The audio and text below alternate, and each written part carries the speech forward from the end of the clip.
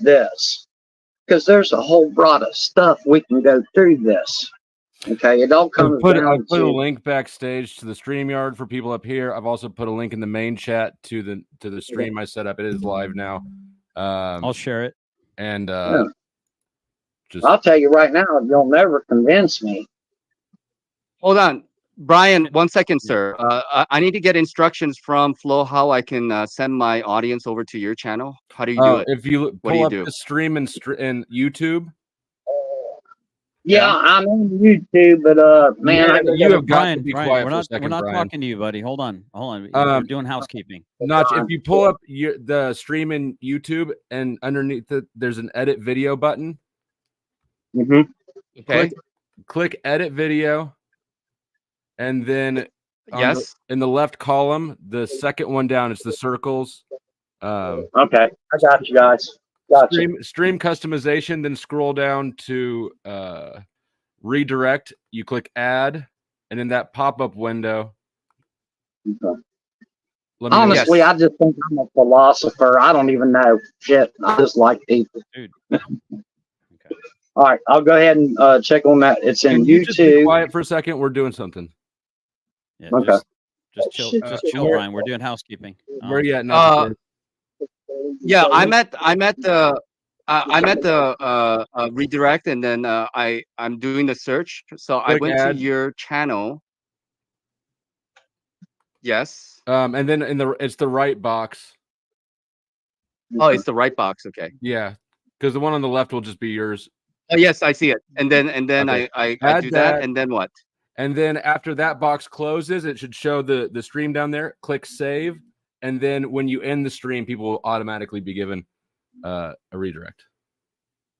Okay, great. Did that. So I will end the stream, guys, because I am out of data. And thank you, everybody, for being here. Go on over to Flow State's channel, and thank you again for your time. Sorry for the abrupt. Not a problem. Goodbye, but This I'll shit's see you good. guys later. Bye for now. problem.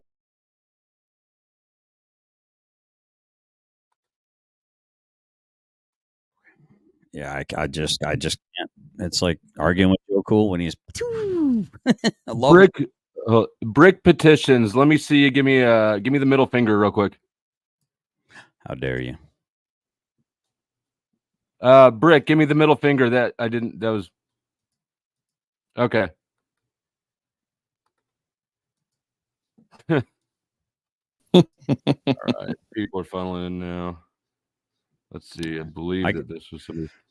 I was gonna try to get you to say that all over again, but he kept interrupting. So I was kind of wanting to learn how I could send my entire audience to. But that's all right. Sure. It's too late now. You know what? I'll share a screen when I shut this down so that it'll be there. But it's pretty simple. I appreciate it. You just have to do it in YouTube, not StreamYard. Gotcha. I'll figure it out eventually. I'm afraid my timing is a bit off today, guys. I wanted to interject because I wanted to answer Joshua's question when he was asking to name one field that God had created. Oh, please do. I actually have the answer to that question, I think, because that field is basically the primordial language that he taught Adam that named all the things, and all sciences are based. We require those names to even communicate, let alone do science. And that language, it has a name too. It's called the language of the birds, or if you will, the language of the gods is another name for it. But that's maybe, or you could say the language of God. And it's basically the language that was, or there's the best name for it is the gay science. So that's basically what the troubadours, the Provençal troubadours called it. So that's all, that all connects to the Cathars and all that stuff. So yeah. You also could say that it was Mendel's observations about the claims of kinds that inspired him to say, are these things actually progeny after each other, and started that entire line of science. Of kinds? Yeah, kinds, yes, like like the different kinds, the genre. Like exactly. Yeah. I mean, that's definitely part of it. Yeah, for sure. Yeah. And I mean, the foundation of any knowledge is language, basically. because we And have no other way to categorize things and name them. But the funny thing is that the root words are unexplainable. We like, even if we go by etymology and go look where they come from, they, it's still, we still don't know why we call a horse a horse. If you repeat the word to yourself, it loses its meaning. I don't know if you've tried that experiment before. Or dog. When you start repeating it, it starts sounding absurd. The fact that we're using such a primitive sound to depict a dog, but when we use it in the correct context, in a sentence, everybody can picture what we're talking about. Well, if you actually, language has a very direct thing, and it's the language of the birds, because the base, the building blocks that language is actually built on are irrational for us. We can't understand where these sounds come from.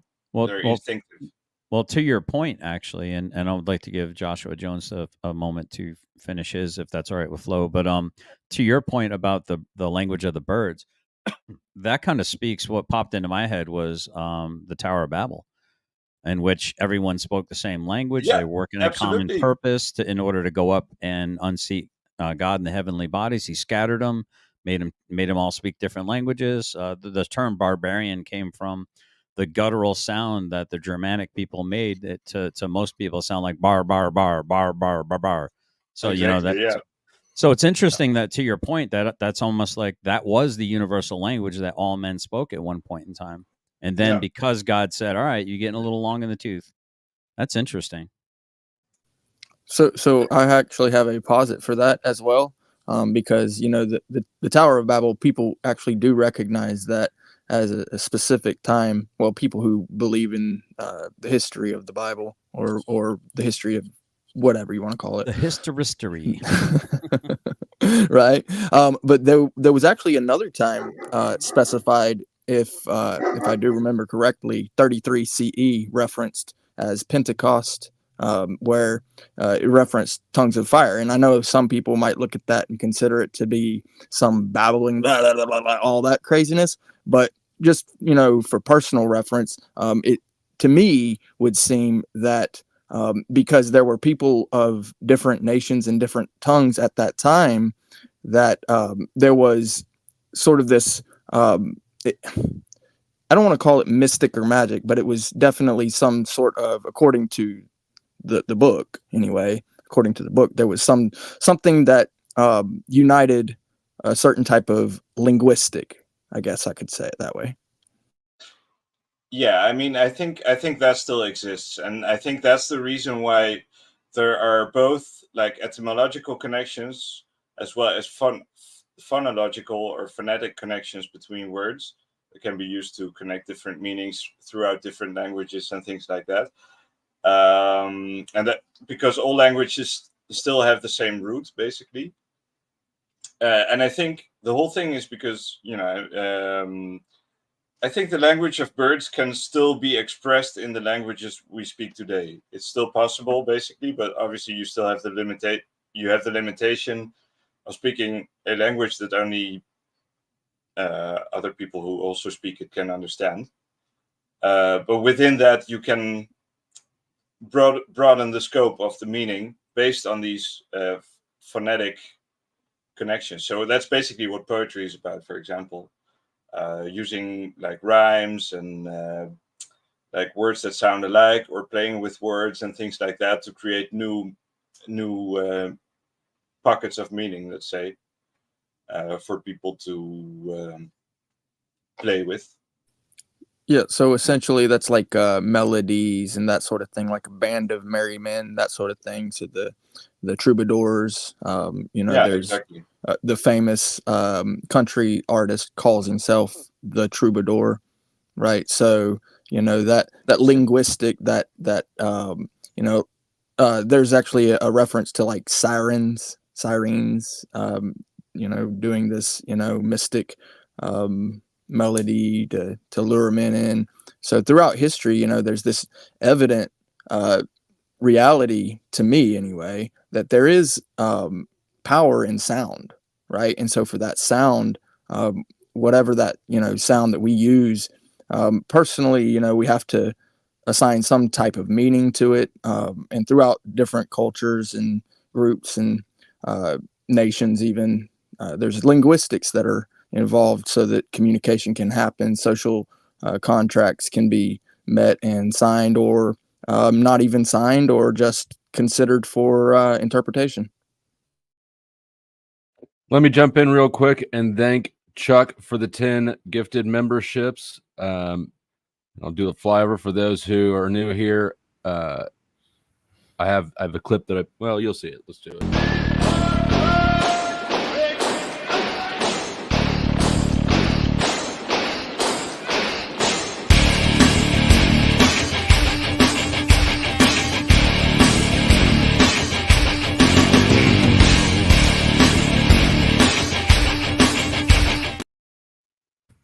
Right on. Thank you, Chuck, for lighting up the chat. And anybody who's new here or just getting here, this is a carryover conversation from Nachiquetas. The link is pinned. It's open panel.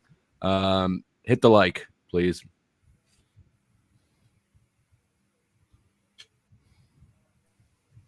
And as soon as it gets silly, I'll be out of here so quick.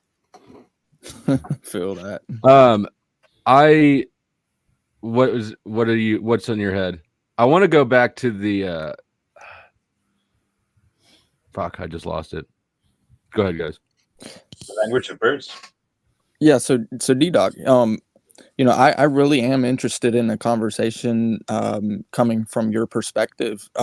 Really, ultimately, we have these ideas in our head, whether it's religion, philosophy, viewpoint, whatever it is, whatever the case is, right? So that's just one posit of reality that one could consider. And if that is the case, basically, from what I understand, you do have a typical Christian morality system as most people would see it, from what I can tell. But I was curious as to if there is so there's no actual basis for that. So I was curious, where do you stand in the whole scheme of things? I'm just curious. Okay, you said you extrapolated out when I said no, I'm not standard Christian into I don't have a standard. Not true. I do have a standard. Gotcha. But it's based in my own brain and my own biases and the interpretation of the stories that I have adopted. Okay, so it's not leaning upon my own understanding, but it is continuous application of a reading frame I've adopted. Okay, so here's how that goes. And I'm a fan of logic. I'm not saying I'm good at it. I'm only saying I'm a fan of it. If it is true that there's some kind of duality in human, there's this spirit thing about a human being, and that happens, say, at the moment of conception, for instance.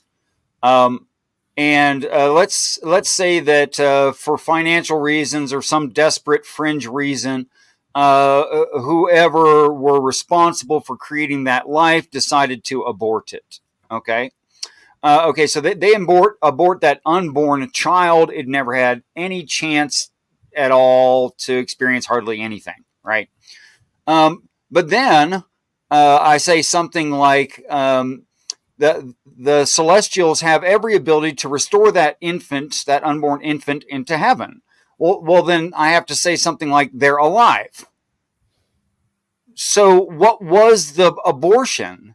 A delay of experience? In which case, it really changes what I feel is true in, say, the 10 Commandments, thou shalt not kill. Or you could say murder. You can say whatever you want. It doesn't much matter. So I think there is ultimate moral commandments, yes, but I also don't think they're being understood very deeply. That's fair. That's a fair perspective. I like that. Help me understand this. Your position is that your faith is based off of you reading a book. No. Then I'm lost. My faith is partly based in me reading several books. Okay. That's where it originates from for you individually. No. Okay. But you asked me a specific question. Now you're asking me a new question. Yeah, The answer to the new question is experience that was falsifiable, proven out to be true in reality, and was from outside of my possible experiential range. Yeah, that's basically the religious experience. Yeah, so I had a religious experience that made claims within the experience that I was unaware existed, but they were things that should exist in reality if they exist. I went and looked for those things in reality. Those things were in reality, but outside of my knowledge, showing me that what I received was actually information. Give me an example. Can I? May I try, Richard, real quick? Just okay. So Joshua, I'll your premise is science, man, science, man, science, man. Roger. So if I gave you a schematics, and I said Richard respond to the conversation before we move it over, because it sounds. I'll write it down. Good. Can you keep it? Good. That's a good idea. I won't be able to keep it if I don't write it down. I'm like that too on some things. Okay, I'll give you an example. I was in between girlfriends anyway, so I didn't mind leaving where I was at. And it was told to me via phone call that my eldest brother was in the hospital. And at the moment, case in point, they said the name of the hospital, but I didn't write it down. I was just entirely too upset, excited, however you want to say it. My brother had just gone through an invasive surgery, opening up his rib cage to remove proteins that were choking out his lungs, making him unable to breathe as they grew. So I was a little bit concerned. So I went to a truck stop. I had a friend drop me at a truck stop, and I took a truck to Albemarle, North Carolina. Now, I'm not from Albemarle, North Carolina. I've never lived in, I've never seen a map of, etc. I get there at 2:30 in the morning. The truck driver drops me off alongside the highway. Literally, he just took an off-ramp and on-ramp, and he just dropped me off. I didn't even notice what the exit number was. I just had no information. I just saw a neighborhood, and I saw woods. So I start walking toward the neighborhood because knowing there's a road there and that's the easiest way to travel somewhere. And in prayer for the next 12 miles, I was brought without a wrong turn on the most direct route to the hospital, having no map, having no experience, not knowing the name of the hospital, having no one to talk to on this earth. So things like that. Yep. So you just had an experience and came to faith. Yes, but you have an argument. Like a lot more. I would assume a lot more experiences. Like that wouldn't be the only one. There would just be a lot. No, not by a long shot. There's been thousands of occasions of a claim that was given to me in prayer, falsifiable, verified in reality, outside of my experiential range. Thousands. Yeah. Okay. Got it. Do you remember your question or your thought generally specific? Did you write it down? Sure, I do. So again, I keep saying this before, that a man with an argument has nothing on a man with an experience, and I hope that Jonesy will have that kind of experience. So he basically put forward an argument. He was answered by an experience. And I'll try to be as quickly as possible with this. If I were to put together a TV with a stand, and I got it out of the box. Here's the manual, and I'm sitting here and I'm reading it, and for some reason things just aren't coming together right. Now, there's a couple options. Either there's something wrong with the manual's flawed, my understanding of the manual is flawed, or I'm missing some part of what I need to complete the task, right? Or everything's fine, like I said before, and the problem lies with me and my understanding and my ability to follow directions or comprehend what the directions are. So if those who believe, those will sit there and go to get a 4-year degree, talk about their bachelor's degree and be proud of their bachelor's in science or something like that, and they'll read textbooks written by other men, yet they'll scoff at a Bible, which is basically a textbook written by men. You understand what I'm saying? Is the fault in, Wait, do you think I scoff at the Bible? No. I have no idea. I'm saying people that are ascribing that science is to be believed, and they'll talk about the fathers of certain scientific thought processes or theories. Those people read books. Those people studied. Those people trained. What do you mean by science ought be believed? What does that mean? I didn't say science ought be believed. What does that mean? The assertion is man will believe science. What? Oh, you're giving me a new question, or did you think? Yeah, that I don't that? understand what. No, actually, you did say that. I think you did say No. that science. I didn't say anything about science ought be believed. I think you misunderstood what I said. Well, something. What I'm along saying the is, you lines believe in these science books and the fathers that wrote them, and I believe in a Bible and the fathers that wrote them. So how are we any different? Other than you have an argument, I have an experience. Because science, and again, every field. I'm only not an expert in any of them. Masters in one, but keep on going down the list, right? Science just gives explanation for how a thing functions, right? And it's generally like the idea of it's the best explanation that we have any available knowledge to.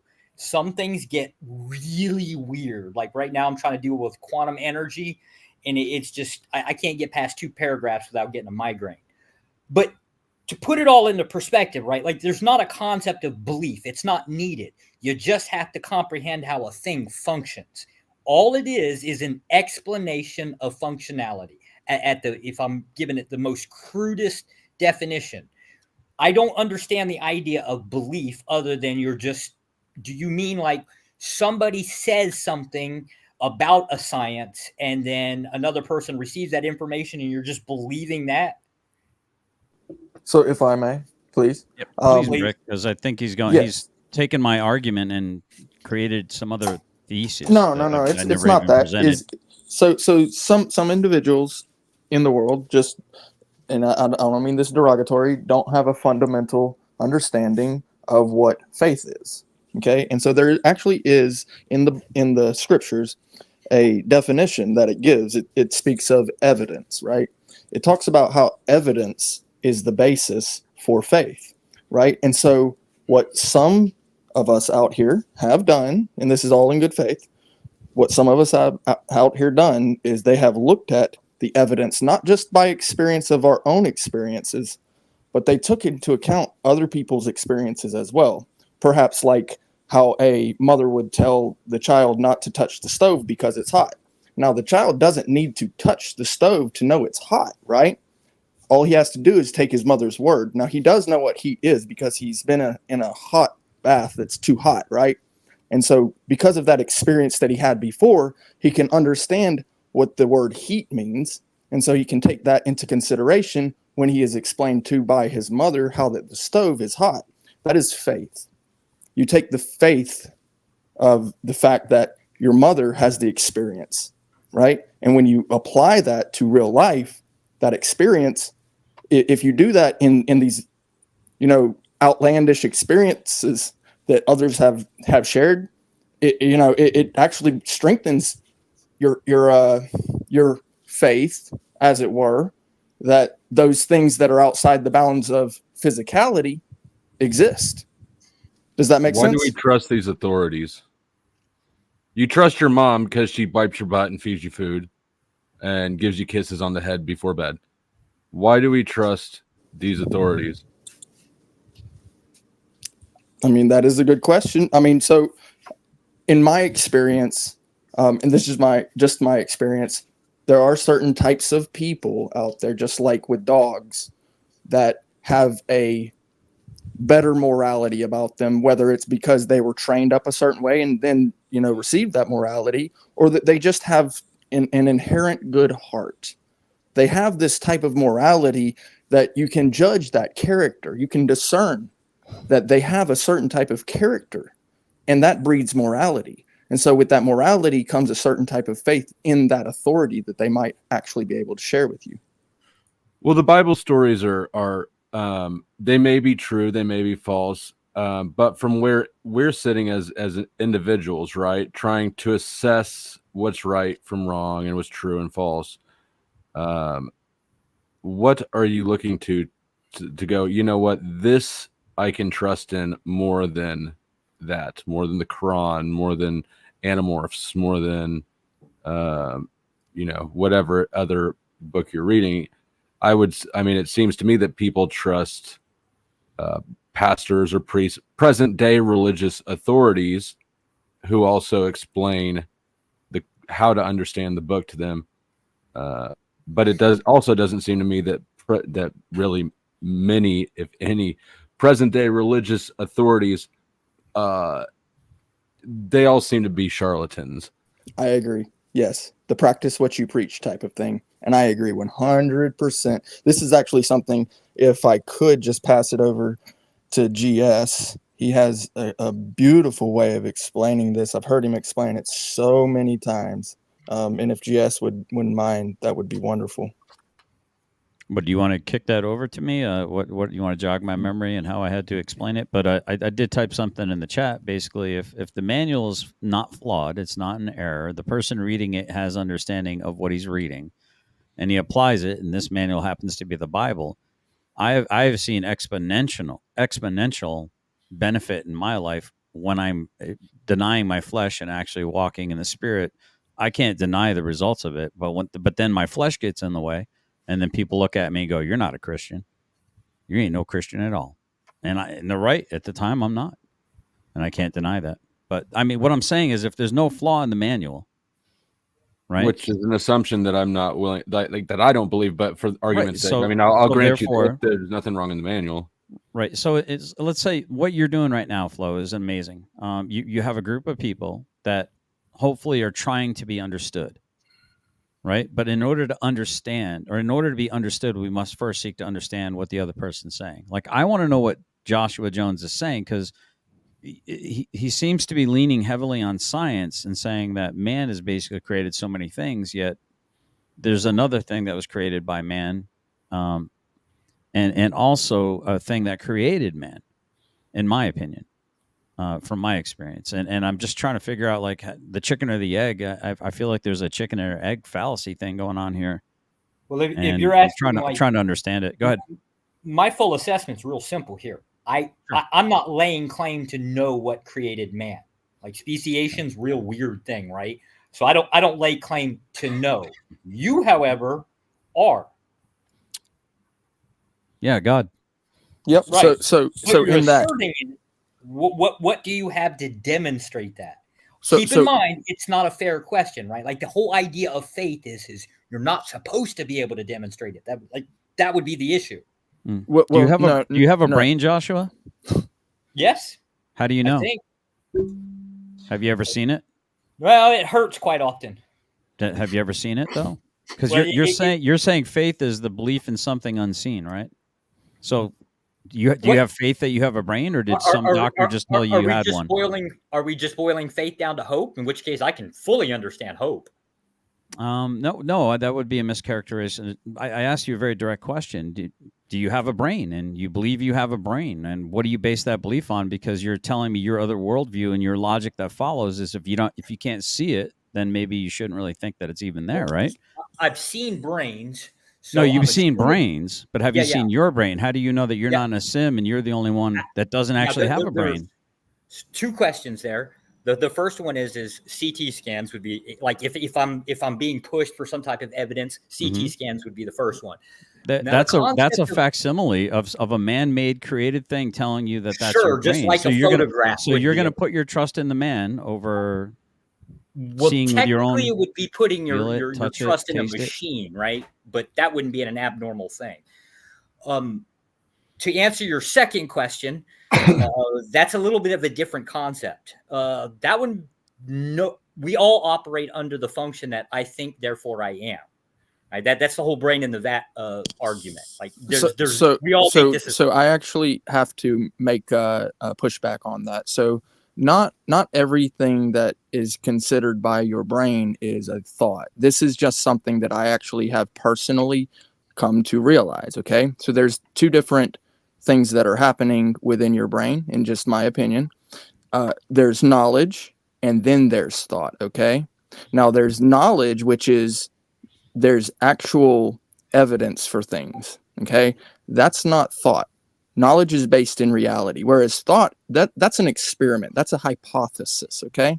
Thoughts aren't real. They're not tangible. If you write it down, it's still not even something that really exists, right? Whereas knowledge, 2 + 2 = 4, that is something that is real. It is based in reality, okay? And so the evidence that I have for that is if I have 2 apples and then I add two more apples to the bushel, it becomes 4, okay? So that evidence of knowledge, right, is the basis for faith. That's what faith is. So if a thought it doesn't exist, right, how does the fMRI, what is it measuring then? It's measuring light waves, patterns, that sort of thing. It's not an actual thought that's going through your mind. So those lights, those electrical activity, isn't it? It's measuring the Right. synapses. So Neurons. Yes, sir. Yep, exactly. Can't tell you what that thought is. It's just saying there was Well, activity.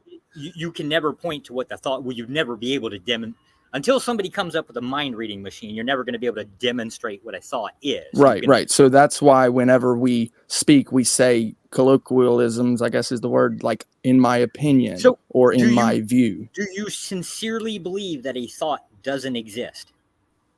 Yes, I do believe that no thoughts are ever going to be tangible objects that you can hold and feel and touch. Oh, tangible object. Okay, it's a slightly different thing. Do you think it could exist as a vibration or So the stinking English language, okay? So when you ask me, do I think, that's not the right question for me. So when Joshua asked me, he asked me, do I believe? So belief and thought are actually based upon two different precepts, okay? Belief is actually based upon faith, whereas thought is actually based upon theory, experiment, hypothesis, okay? And so that stinking English language, right? So you have to understand the differences of the two words. Is this helping clarify a point, or is this just semantics? Well, semantics are very important in debate, according to Andrew Wilson. I mean, semantics are also about understanding faith. Right. It's about understanding faith. In order to answer or in order to find out the answer to the question, the Socratic method, one must often ask the question. I think what we're doing is we're sussing each other's position out by asking questions. But if you feel as though if it's being mired down, then it's being mired down. Well, I mean, I don't know. That's why I asked the question. I mean, it seems to me like it's semantic fair. and miring, but I'm open open to the fact that I could just not be following where it's going. It's pretty complex, man. I'm struggling. So I'm on the what struggle is it bus about myself. the word faith that you think is not clearly understood? Me? Anybody or Joshua? Because somebody was just describing faith. it seems to mean different things to different people. It can mean different things to different people, can't it? It can, but every word can, particularly ones that are describing something intangible. And there's really no way around that. I don't know that there's reason to believe that anybody doesn't understand what faith is or thought. Okay. So there's faith, and then there's blind faith, isn't there? Oh, absolutely. So there's these words. Okay, I'm going to run some by you. Think, okay, or thought, right? Idea, belief, okay, view, opinion, okay. Now, all of those we know aren't actual tangible things, but is knowledge tangible? Can knowledge be tangible? No. I think knowledge is the personal experience of a reality. Well, if I have the knowledge on how to craft a house, and then I create that house with my knowledge, then it becomes tangible by process of the house is exercise. tangible. The knowledge never is tangible. Well, it has to be. Otherwise, how do you translate it? Okay, to translate it, you have immaterial constructs, ideas in your head, which you can make notation of. That's why we have language. And written language as well. For instance, someone could come up to your already built house and say, "Oh, I see he did this, this, this, and this," and write that down. But it takes an intellect to gather data, to compile and assess that data and interpret it into knowledge. That makes sense? And knowledge, knowledge can still be transmitted through a book. You can transmit, for instance, a book. But anybody that's tried to build a house by a book will be able to tell you that it doesn't exactly work how the instruction manual goes. Nothing goes You know, there's different things. So the knowledge of building a house will only be acquired when you build that house. Well, no, Fair but enough. in that book, the book isn't the knowledge. If I No. hand you a book, you don't know now. You just have a book. Exactly. And let You have- me you do have let me do this flyover. If you Got have, 5 gifted memberships from Major Facepalm.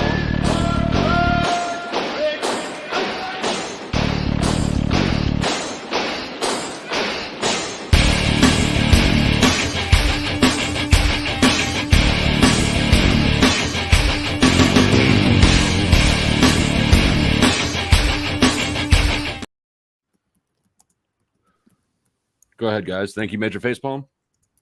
So I'd like to bring it back to thought. Okay. So thought, or as I call it, thinking, theory, or thinkery. Okay. So when you write down your thoughts, okay, if it is written down on a piece of paper, say, for instance, you write down the words, I think, therefore I am. The knowledge that exists that you just wrote that down exists now, but it's still just a thought. You still think, therefore you are. The knowledge does not exist. The knowledge is the intangible information. What exists is words on a page. But I can throw, if I wad it up and throw it at you, I didn't just throw a thought at you. You have not received a thought. You just got hit by a ball of paper. Yeah, or it's the application of that information, you know, that data. It's the because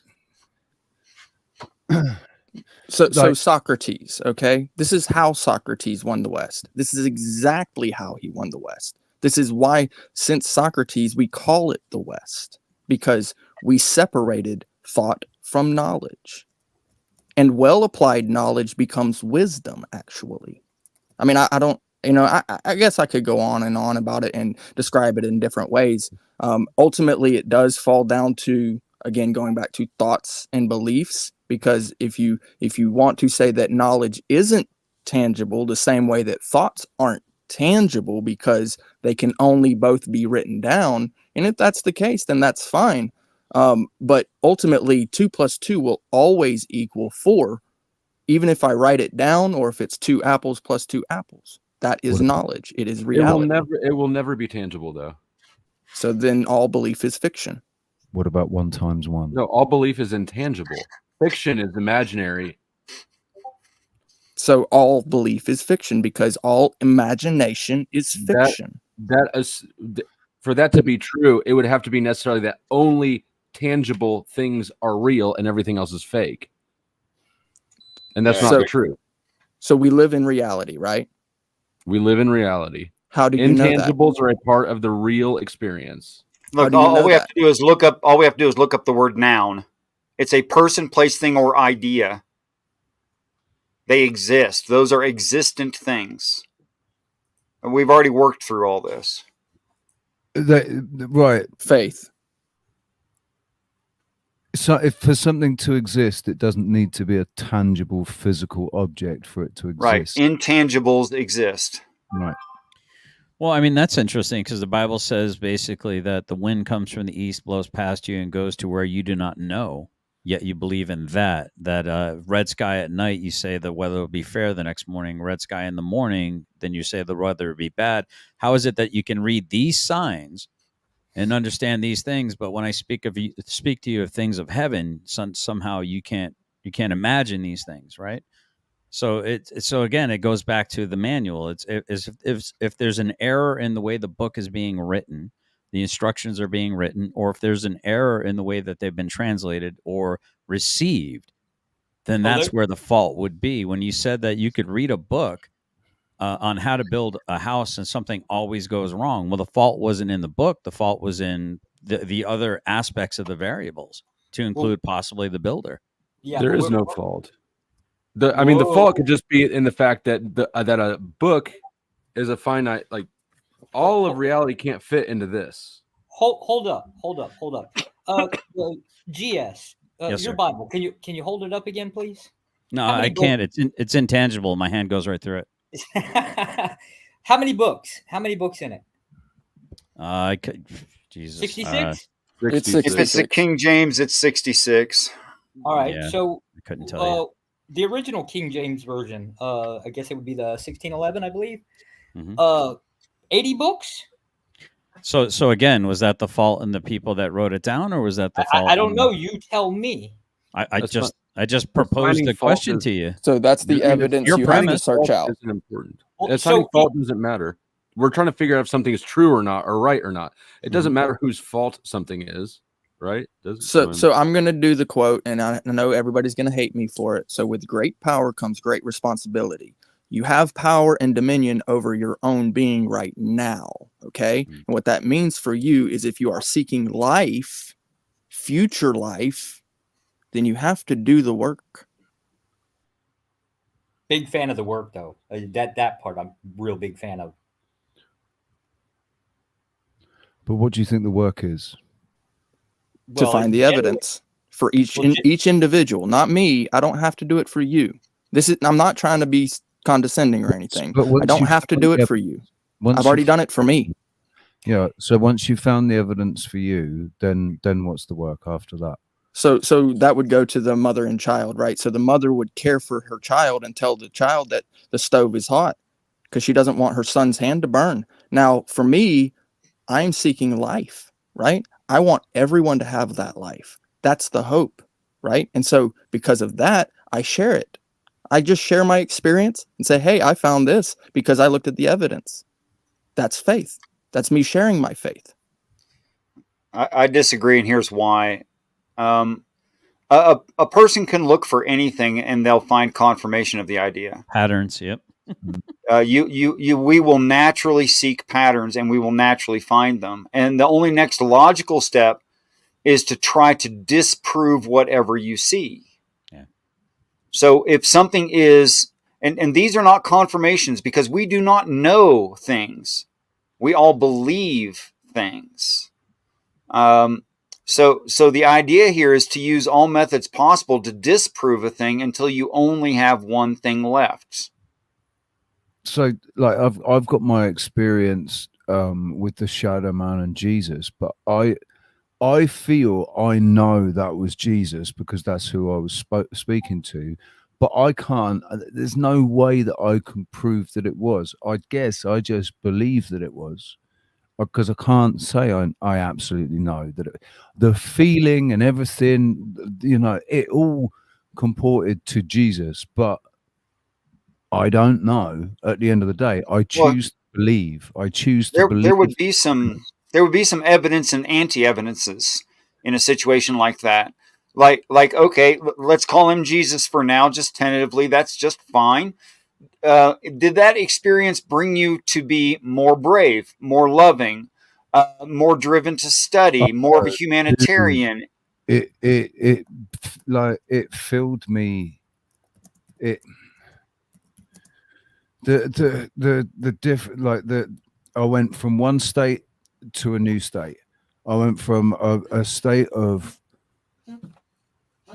in sort of hell to being filled with life, absolutely filled with life, and it basically fueled my further progression on the journey. So you'd say it was encouraging to you. Has it been encouraging to others?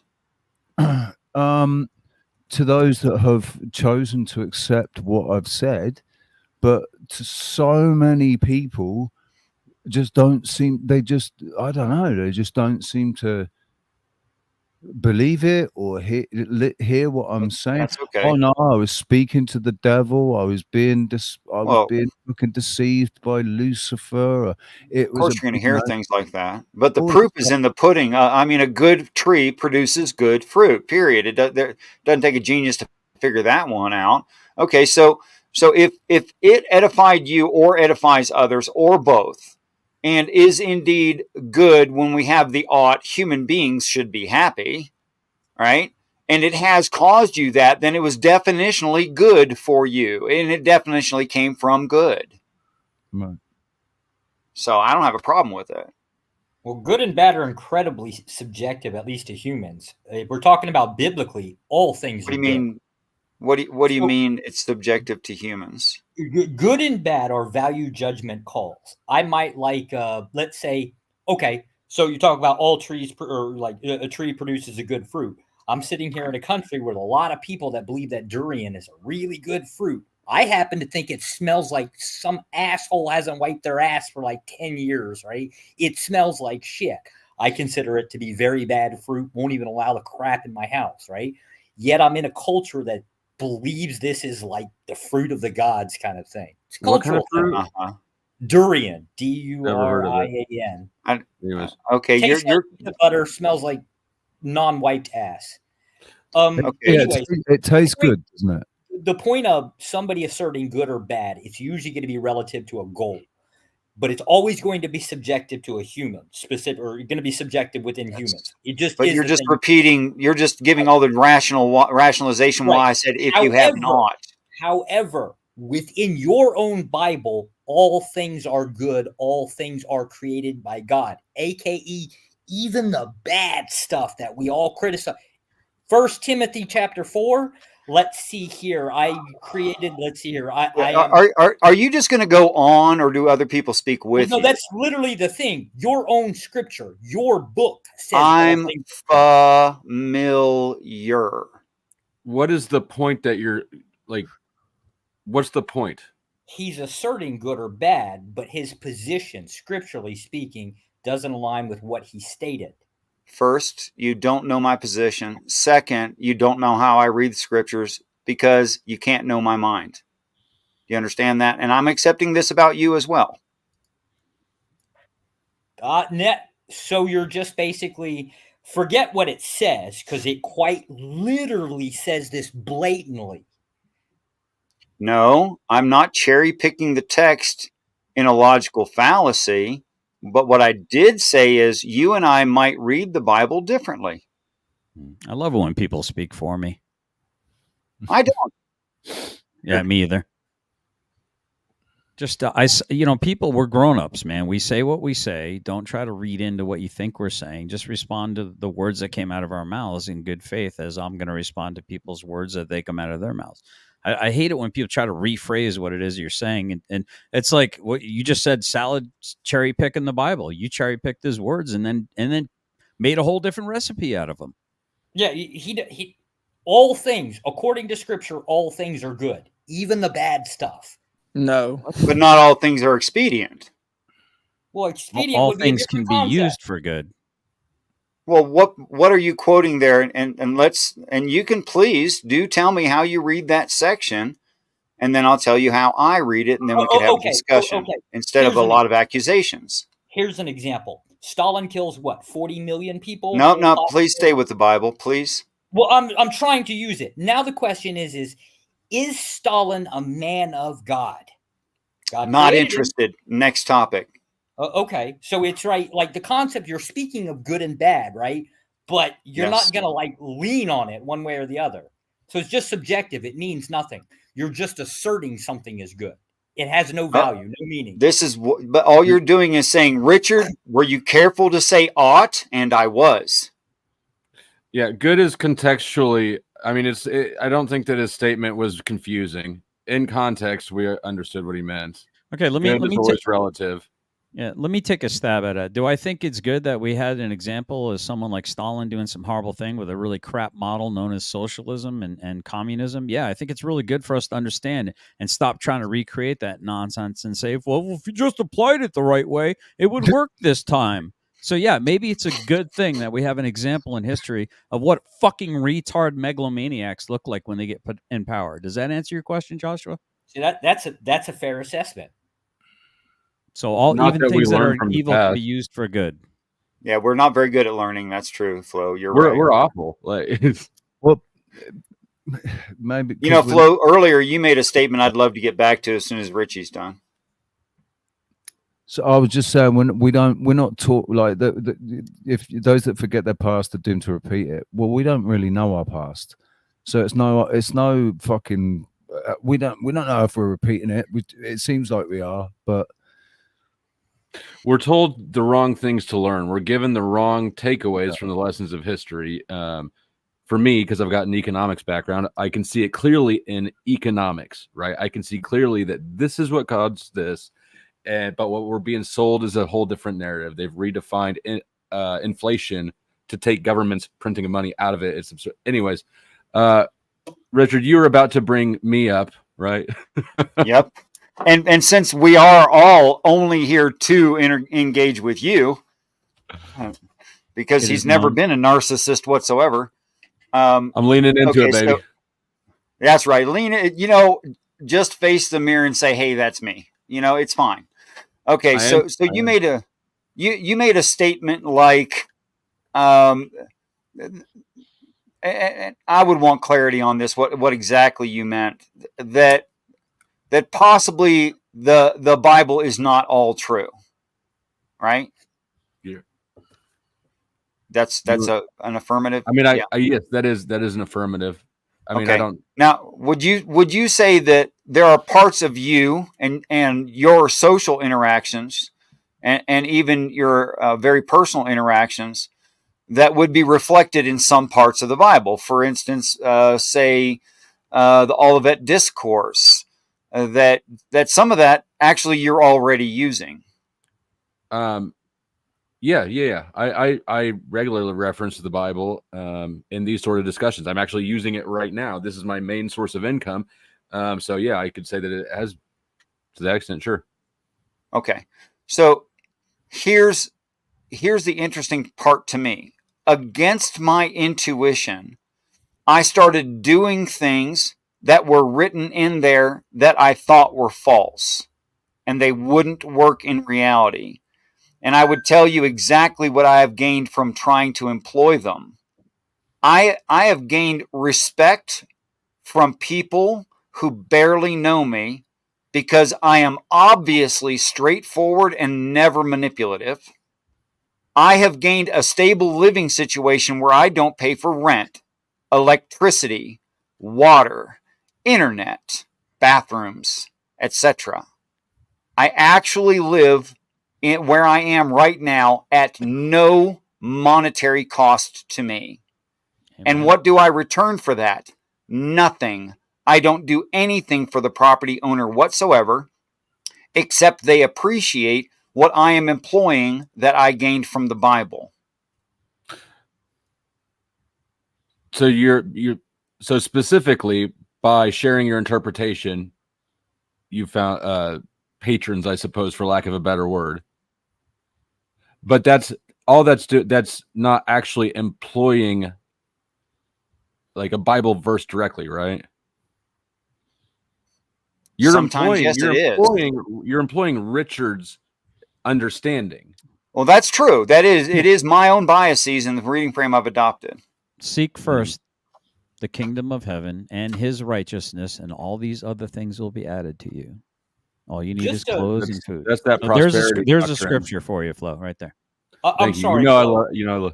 I'm sorry, Flo. It was the look on your face. I have to ask this. Do you think his position is weird and abnormal? Richard's? Yeah. Just because it's not doggy doesn't make it weird or abnormal. No, okay. I think it is likely more godly than most people's takes on it, but I also think that it is. Hold up. How uncommon do you think televangelism is? It's massive. If I've said a ton of times, if it was the case that people were paying for somebody's or paying somebody, whether it was, house them, clothe them, whatever, right? Or giving monetary gains one way or the other, for their views on the Bible or views within Christianity, right? If it's common within televangelism, why is it abnormal for this guy to have the same benefits? Fair point. Because it's so horribly fringe. It's not because I can sell a product that people are already aware of and trust in, which is what Osteen is doing. I don't know if I agree with the characterization of fringe, right? But that's, again, I'm judging society. I called myself fringe. Are you okay with I know, and I'm disagreeing with you, and the reason is you because don't know that. You absolutely don't know that. Well, sure. So, Well, because just it tell is, me my view on the Trinity, and I will retract my prior I statement. don't know. I disagree with the Yes. Trinity. Well, give me my view on heaven then. It doesn't matter. Your How about the position is- resurrection? He's saying the clarify. particulars I'm of gonna your say this view are again. not Your not the position important is thing. not as abnormal as most people would seem to think. Josh, you're into making claims you can't back up. You should stop it. You've been corrected like 4 how times many already. televangelists do we need to go down? Let me hold on. Let me steel man. But He's again, he's not them. Let me steel man. I don't think he's referring to your view specifically, but the model of having a new view on an old book. Am I right, Josh, or did I just? Yeah, it's not the specific details. It's the concept of the action. It's not. I'm telling you, the concept is very different. What about what's his name? My God, the guy I love to hate on your panel. Kenneth Copeland. He's my homie. Not Copeland. The guy, Kenneth the YouTube Copeland, guy. Creflo Dollar, Joel Olstein. Yeah, you've said the YouTube guy that was just in here, or usually frequents in here. What the hell was his damn name? Jill? He's just on. Like he's barely known. The YouTube channel. So Joshua, can I ask you a question? He does the same thing. Do you trust? I don't know if you have siblings or family at all, but do you trust your family? Do you have trust in your family? Yeah. Not like a blanket statement, right? Like any person at all. Period. Do you trust your dog? Okay. What specifically do you trust them with? Do you trust them with certain aspects of your life? Well, so like my mother, a lot of experience within banking, so I really trust her when it comes to my taxes. Gotcha. Okay, so you'd trust that she would handle your finances much better than certain types of people. Well, that in of itself is faith. Just so you know. Oh, okay, which is fine, right? Like I'm okay with it. We're just gonna have to get rid of the mustard seed of whatever. In which case, I don't have a mustard seed of faith. I have a lot. Okay, so to D-Doc's point, so what he was explaining to you is his experiences, right? And so if we're, and I'm not trying to again be condescending or anything, but if you want someone to trust your experience, you'd have to be able to converse with them, and so they'd be able to explain their experiences as well. And that's just Socratic method. The getting around and just like what's your experience kind of thing. It's more or less just a really simple question. How did you conclude X? And if you hear it and you don't agree with that his faith is strong enough, then that's your position. And that's the part where you say, okay, I accept that that's your position, and then you move on. You can't tell him what he thinks or believes. I mean, I think that I didn't harp on that. Yeah, I don't think that advice is relevant to the miscommunication that was happening. Besides, I come onto these channels at the chance that someone might show me what I'm thinking of poorly. Yes, to learn. I think that you're misunderstanding what Josh is saying, and Josh isn't communicating it great. He's not saying that your take isn't novel. He's saying that the approach of having a new take isn't novel. Well, that's very cordial of you. It's very forgiving, and perhaps that's the case. But if you're right, you're completely right that he didn't communicate that. And whatever happened to nothing new under the sun? How can it be novel if there's nothing new under the sun? That doesn't make any sense to me. That's an occult. What's that from? Yeah, that's King Solomon. Just saying. So, is there anything new? So, I say that everybody's experience subjectively is unique. So, your experience of this reality of the world, the universe, everything, your experience is new. Your experience is new and 100% unique because nobody else has lived your life. Only you've lived that life. Only you've been the conscious being within that vessel, experiencing what you've experienced in the order that you've experienced it. And in that sense, that's brand new because nobody's done it before. They might have lived a similar life or done similar things, but they've never done it exactly as you've done it. And that's where I say that everybody's relationship with God is unique. and personal, because otherwise you're going off other people's experience. You're going from other people's perceptions of what's going on. Then they're filtering through your own perceptions. If you have a personal experience, which you have to seek, you have to ask for it to get it. But I mean, that's what gave me faith. So, question: have you ever experienced deja vu before? I used to experience it a lot more. I haven't experienced when I was younger. it a long Yeah, time. me too. So, how do you explain deja vu if it's been a completely unique experience? It doesn't.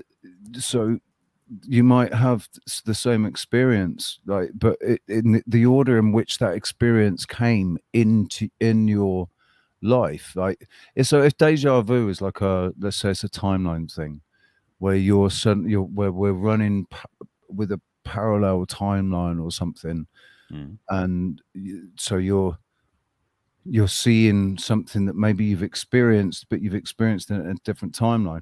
But that timeline is going to be unique to this. It's not going to be the same as this timeline. That's why they're different timelines, because they're different. So I've lost my train of thought where I'm going with that. I think there are moments where they kind of merge the two timelines, you could say. Maybe I think if there are timelines, there's more than two, because there's more than two people on this earth. Every single one of us is generating or has potential timelines. Yeah. But I mean, the question was sort of like asking if you've had Fruity Pebbles before and then you have them again and they taste the same. How do you explain that?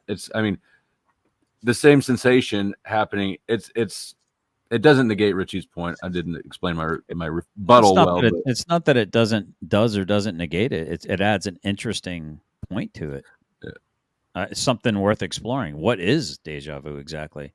What is the belief of reincarnation? What is the belief in, living multiple lives, allegedly? I mean, as a Christian, I'm not supposed to think these things, but yet my Lord and Savior rose from the dead. So explain that one. When you research into Christianity, you realize that they used to believe in reincarnation, then they used to preach it. Yeah. So what changed there? I personally believe I'm carrying a reincarnated soul. The soul that I'm carrying is reincarnated. That's the immortal part, but that's the spiritual part, having the physical experience, which is me with my ego being attached to the vessel, the operating system of my vessel. So the soul, the ego is temporary, only while it's here. Slightly confused here. Let me get some clarification. Book of Revelations, that would be within Christian doctrine, correct? What would be the resurrection if not like reincarnation? It's just what I said. Yeah. So I mean, I don't know. Well, I was asking 007, but yeah, I mean, it is, isn't it?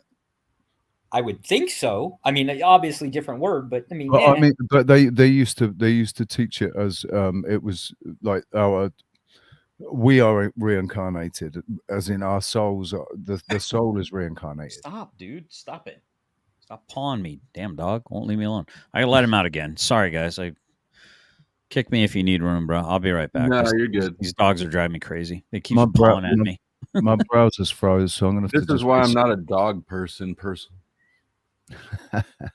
Yeah, I'm a cat person too. I have 3 cats. Damn it! I'm not really an animal. I mean, I don't know. We've got 2 cats. They're fine. We're dog sitting right now. It's annoying. It's not the worst. They're good dogs, but just they take up a lot of space. Yeah, that's true. And they poop places. All right, this is I uploaded a short, I guess it was yesterday, I think, probably. Anyways, this is sort of relevant to the topics. I'm going to go ahead and play it because I think I encapsulate my view nicely. Having a relationship with God and getting to know him through the things that he reveals to you. I would say, what has he revealed to you? You'll say, the Bible. I'll say, no, he hasn't revealed that to you. A man has given that to you.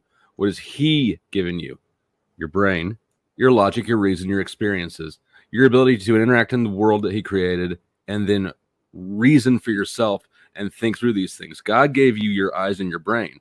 God didn't give you the book. A man gave you the book and said God gave it to some other man. But you could argue that the writers did get it from what you're claiming. As in, Yeah, what but I don't was know why I revealed would to trust their them, they experience wanted more to than I share. trust my experience.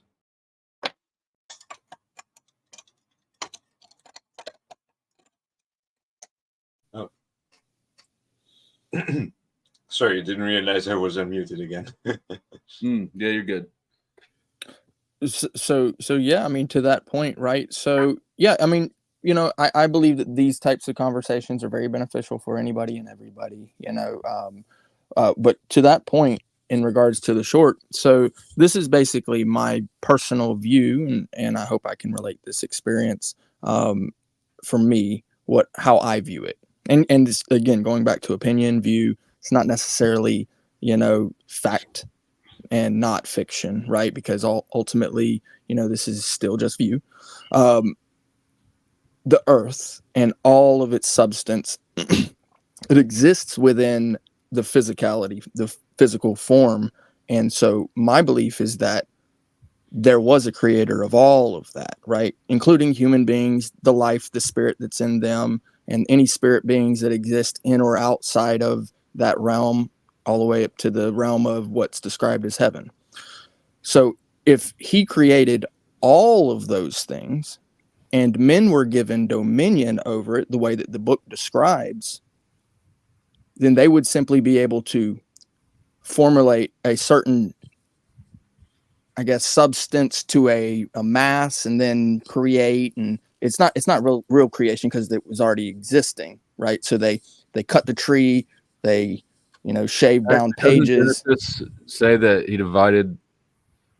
Doesn't Genesis imply that there was already something there?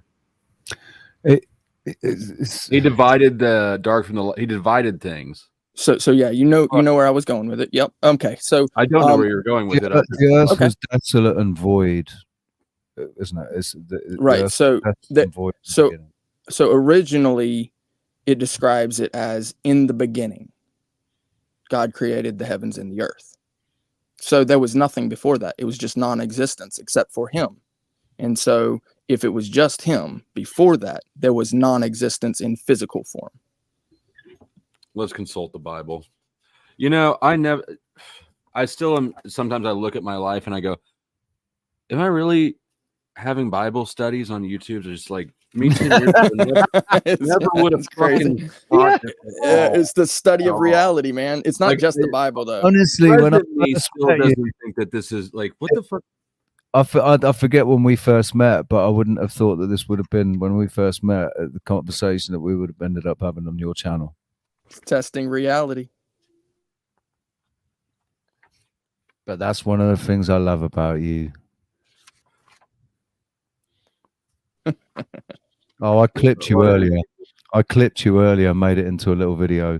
You going, have you ever seen childbirth? In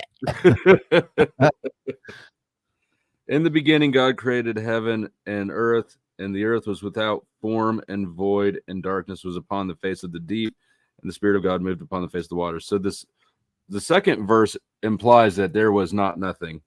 No, it was there, and it was a huge, deep, you know, water. I mean, it doesn't imply it. It straight up says the earth was without form and void. So that is that. Well, so let's take that and break it down. Okay. So it says in the beginning, God created the heaven and the earth, right? So what happened before he created it? There's two creation stories in Genesis, though, aren't there? Yeah. So there are actually two. You can create something without. I mean, if I create a painting, there was already paint. Well. So that's not. GS, you're muted. Oh no, sorry. I was just saying I like that flow. That was awesome, man. Go ahead, Brick. Which part? When you said if you're going to create a painting, that preclude that necessitate that the paint materials are already in existence. Yeah, that's pretty interesting. I like that. But it gives it form. Yeah. Right. So when it talks about the earth being without form and void, right? Void, right? Void is like, okay, that's the vacuum of space, right? So that's non-existence. It's non-existence in the in the physical form. Right. Listen, So- is that what it means to us now? Yeah. Void means space, the vacuum of space to us now. What do you think it meant to us 2,000 years ago? In Hebrew, by the way. Yeah. And I'm writing it down to ask Richard. It didn't mean the vacuum of space. Oh, there he is. Tell us about the void. What's void? Unreality. Okay, it's an so interesting question because a lot of languages didn't actually even have a word for zero and things like that. So there's basically most people like No. primitive societies, let's say, don't even have a concept for nothing. void does not mean absence. That's incorrect. If you go through what's commonly accepted by many scholars, Jusinius, Strong's Exhaustive Concordance, the terms, and I'm sure you're referring to, I just walked in, but Genesis and the earth was formless and void. Okay, Yes. so if you look into those words, formless means without area distinctions. Okay, now let's just talk about that real quick. How can something that doesn't exist be without area extinctions? It's like saying I have a lack of car and it has a full tank of gas. That would be contradictory. It just doesn't work. And then the word void means void of life forms. So how could a non-existent thing also? Well, that's just redundant. Of course, if there's nothing there, it's absent of life forms. So either A, it's being contradictory and redundant simultaneously, or the Christians have it wrong. I mean, I think void is just an empty space. It So- doesn't. So there's a container that hasn't that is void. It is void of anything in it. Right. It's- I could say I just started a terrarium. It's void of turtles. Yeah. Okay. I like what Flo said earlier. When he said, if I'm going to create a painting, that necessitates that paint already exists. Yes. The word bara in the create, and actually it reads Elohim bara. And what that means is that powerful beings reformed. Interesting. So do you think our Earth was terraformed and it took 6,000 years? No, it took no. We okay. Also, the word yam is, and we get a lot of our language from the Semitic languages. You may be already aware, and we have colloquial usage of things. For instance, Michael Jordan was the poo in his day. Does that mean his career lasted one day? Well, no, it doesn't. It's indefinitive. So you have to take it in context. A day is 1,000 years. Well, does that mean every time it says day, it means 1,000 years? Well, no, you have to take it in context. So from my view, again, going back to my view, what I see is that you're assuming that I don't believe that there was existence before the physical existence. That's why I keep referencing the physical existence. So my view of it is that there are two realms, if you will. Like, so there's the spiritual realm, right? The heavens, like the heaven, right? Where God exists. And he has power and dominion over that entirely, just like he has power and dominion over the physical entirely. Does that make sense? I'm sure that was for Josh. You could translate the like in the Bible it says that the heavens are within you, aren't they? The kingdom of God is within you. So that the kingdom of God is heaven, isn't it? So there are actually three different types of heavens described in the Bible. There's the heavenly realm where God There's heaven. resides, right? There's heavens. Then there is the heavens of the earth, which would be the skies. And then there's the heavens as in all the way out into outer space and into the stars and that sort of thing. So there's actually three. But also isn't the kingdom of heaven has come to earth too as well. Repent, Yes. for the kingdom of God is at hand. Right. So then maybe there would be four, maybe, I don't know, man. Well- So, well- I mean, that's a good question, right? Well, so, okay, going back to my view again. Okay, so there are heavenly creatures that exist within that heavenly realm. Those are called angels. And they have at times come to the earth. that's my view of it, is that they have come to the earth at times, say, like for the example of Daniel, right? When he was in the lion's den, right? And then you've got the instance of Jesus, right? Where he was actually inserted into the womb of Mary, right? Dude, I think angels present themselves on a daily basis. They present themselves as other humans that come in and do things. I believe guardian angels exist as well. Like, I've had 4 near-death experiences in my life, so guardian angels definitely exist for me. I just saw an angel full I feel screen. that. It's amazing. It was amazing. Yep. That was beautiful. I just looked up and I saw that as well. I'd love to have an argument sometime with you. Do you prefer to be called Brick or? Yeah, Brick's good. Yeah. Brick. We could definitely. I would love to have a conversation. Sorry, go ahead, sir. Yeah, no, we can either plan that on my channel, your channel. I always enjoy having conversations with the Brick. I think there's a willingness to understand. Yeah. There seems an evident honest. Sorry. There seems an evident honesty. We're just running over each other. 3 times. Come on, we got it. Let's go for 3. Yeah. There just seems to be an evident honesty and openness in you, and to me, at least, it seems there's at least some kind of skepticism that you are thinking about these things, and good for you. Thank you. Yeah, I appreciate that. I would actually assert to go ahead, Josh. I had the floor for a minute. My first question to Brick is I guess the idea of like Isaiah 45:7, like the idea of what a void is, doesn't really seem like it would matter one way or the other. The claim is that God created both of them, both the lightness and the void. So I don't really understand. I don't understand how you concluded what you concluded, or even like the idea of what you said. Didn't make any sense to me. 007, your idea about not virgins, angels, to me, little bit weird too, because the whole idea with all of the angels that appeared, at least biblically speaking, right, was always a fear not. Didn't seem like they were trying to integrate with us too much, and kind of like not always. Dude, we're talking good 85-90% of the time. They had to be warned, don't run away, don't fear us, we're here for whatever reason, right? Let me just correct the record. Angel means messenger, which could be a man as well, but I understand what you're saying, and that was kind of alarming. So that was the idea, that like angels like walking amongst us and we would recognize them. If that was true, then what was the point of saying like, hey, don't fear us, kind of thing? Well, I just explained it. It could be a messenger could be a messenger could be a man giving a message from God, or it could be an angel giving a message from God. So why maybe would it's the translation on. Well, what I would recommend is go search it out in the Bible and find out which angel they're talking about. There is good answers for it. Hebrew scripture is really good for this, and this is because, angels have been really described as really terrifying looking creatures.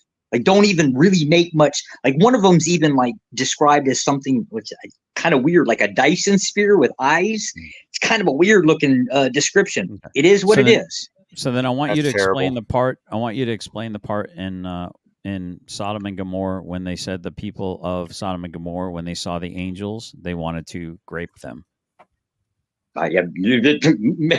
Same reason why bestiality is a thing. People apparently like to have sex with all kinds of weird stuff. In the attic is right, but listen, you're gish-gashing right now because I'm answering your premise. I'm heading on directly. Explain to me that if people are either terrified and have to be warned not to be afraid of them, why would they want to turn around and grape them? Because I don't know. They presented themselves as men. They presented themselves as human men. Exactly. That's what I'm saying. The messenger can come as its actual existing thing, or it would come as man, as a representation, but it's a messenger. So, but I understand your point, Joshua. I'm not trying to detract from your point. There were passages in the Bible. Guys believe? I'm sorry, I didn't mean to. Do you guys believe? I gotta ask. Do you guys believe that if you were to randomly come into like contact with an angel, you would, be able to identify it as an angel? Yes. Well, not every time. Damn. Okay. No, I don't. For the reasons that they're much larger, much more fit, and much more healthy, and without scars, and beautiful than we are. Okay, so I'm going to correct it. I'm on Joshua's side on this one. The Bible says that you should basically pay attention when you're hosting. Be good when you're hosting strangers, because you never know if you're hosting an angel. Yeah, and that's the story behind Sodom and Gomorrah. But so I would say that's true in the eventuality that you become an angel. I'm hosting angels right now. Oh, I see what you're saying. But no, we're man. How do we become angels? That doesn't. I'll make any explain that. sense. That's a whole nother talk. Remember what you told us about messenger, right? Yeah, messengers. That's what I'm saying. A messenger could be someone that has a message, a divine appointment from God meant to you in Right. season, out of season. We're supposed to be there to sow. You could reap something. You could water somebody. Count it all joy when your car breaks down on the side of the road, because the person that you're going to talk to that's coming to help fix your tire, they needed the word of encouragement in that moment. You just kept them from going home and starting a shotgun. And it doesn't necessarily have to be prophecy. The Lord works in mysterious ways. Oh, if that's the definition, if that's the usage we're using, it is edification by message from God. If that's your definition of angel, then I'd say no, you can't tell the difference. Right, and there is a difference between spirit creatures who are called angels, and then you've got the spirit creatures who are called the other ones. Well, and like maybe it's that people are inspired by angels to go and do something, go and step in, or like. But because I don't know about being, I don't think that the angel has has permission to possess a vessel that has a. No, you have to give permission. Only demons take without asking. I agree. I don't think the demons have the right to take either. I think that whole, you have this sovereign authority over your vessel, so you can be tricked into inviting. Hey Ash, or Ariel, can you flick your cam on just so I can see who you are and give me the middle finger? If the channel name is Ariel's Orchard, I'll vouch. I was like, is that who's that behind underneath Sasquatch? Is that a that's Barbie? That's Barbie. Is that a guy or a girl? No, that's what is it she called?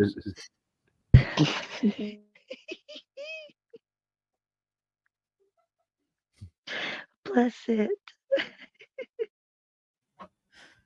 Sorry, Barbie. I apologize. Ben's awesome, man. Okay, but Ariel R. Yes. Okay. Hey, how's everyone doing? Peace and respect. Good. Welcome. Peace and respect. Salam alaikum. So he doesn't have to say it himself. Let me say it for him. Despite his age, this particular man has spent a lot of time in the original biblical Hebrew and is very familiar with a lot of the backstory as well. Right on. Respect. Wow, I just looked down at my hand and realized how old I am. My goodness, look at the wrinkles. My goodness. I never believed when you said your age. I never believed it, but now I see you on camera. When did you start using a camera, man? I normally do. I only recently haven't been. Well, this is the first time I've seen you, so it's good to put a face to that. Yeah, that just tells me you've never actually watched one of my videos from my channel. That's all that says. No, I haven't. Dude, I haven't. So disloyal. Damn. Hey, Shots fired. I am shit. I think that we need to have a beard off. No. I trimmed the heck out of mine, dude. I trimmed almost all of mine down. I've lost. You know what? Ariel might be able to. I've lost. I've not got a full face. No, not you. You're down here with me. You're not. You're no. If the only thing that matters is length. Yeah, I think Richard's got his beat. Yeah, I don't normally come all on about camera. the girth, baby. It's all about the girth. But if you want to run it back, I was there for like a second. Let's see the length of GS's though. That looks pretty long. He's hiding it behind that microphone down there. It's long enough to plait, isn't it? I trimmed it up, baby. I'd plait that baby up, man. That's a Viking beard right there. Right on. Oh, Brick. Yeah. You got way more facial hair than me. Wait. I missed it. Come on. What happened? Oh, that's a good full beard. Yeah, yeah. Ariel, Ashrael, Richard said, despite your age, so you're, I'm going to say, like early 30s. Mid-20s. Huh? Yeah, mid-20s. He's in his 20s. Mid-20s. Yep. I've never met him before. I'm just saying, like, I'm 37. Somebody's got like somebody Somebody's doing laundry or a dog itching in the background or something. It won't get. It's coming through Ariel, but it won't get too loud. It's always like that. I do keep it shorter usually, but it's kind of scraggly right now. I'm gonna have to clean it up. Oh, I won't grow much Hey longer. guys, man. what's How your favorite big what's your is- favorite fingernail polish color that you guys use? Because what are we talking all this gay stuff about beards? Let's go. Let's talk about God some more. yeah, exactly. Pink. Let's do big brain erudite ivory tower thoughts. Come on. Sometimes we got to have a break and do lowbrow shit. You can't think too heady all the time, or else you. What? Okay, never mind. Totally- Never mind. Totally never mind. disagree. That's a really lowbrow thought you just had right there. Flow State. That was good enough. It was a good enough break. Let's go on with it. I've got more of them. So Remember way back when I said this? I didn't mean that. I think it. Ariel was one of the angels, wasn't he? Yeah. Well, Ariel can speak to that. And Azrael was one of the demons. Ariel. So I think you're thinking of Uriel, which means the light of God. And one thing that's interesting, because I was actually recently trying to like transcribe the transliteration of some of the ball cycle in Ugaritic. And what's interesting is that the way that Same here, bro. I'm gonna swirly this nerd right He after said this the is over. ball cycle in Uderitic. Come on, guys, dude. keep up. He's smart, dude. I love it. But one thing that I noticed is there's a reference to I forget which figure it is, but basically it calls her the daughter of light, BTRE. But what's interesting is that like I read this and it's like immediately it coded in my mind as lie and not as light, but technically like they share the same basic root letters of Aleph and Resh. But and then with certain like letters that double as vowels like Yod and Vav, even though they are different, there are a lot of connections between the two of them. But interestingly enough, Ariel is I found this a few months ago. I was looking in like a Hebrew English, or no, I think it was a Brown's Driver's Briggs, and it had the first meaning of the name Ariel, not as Lion of God, but actually as Lioness of God. And so I was like looking more into this and saw, okay, well, it's described as like one of the names, like a poetic name of Zion or, Jerusalem.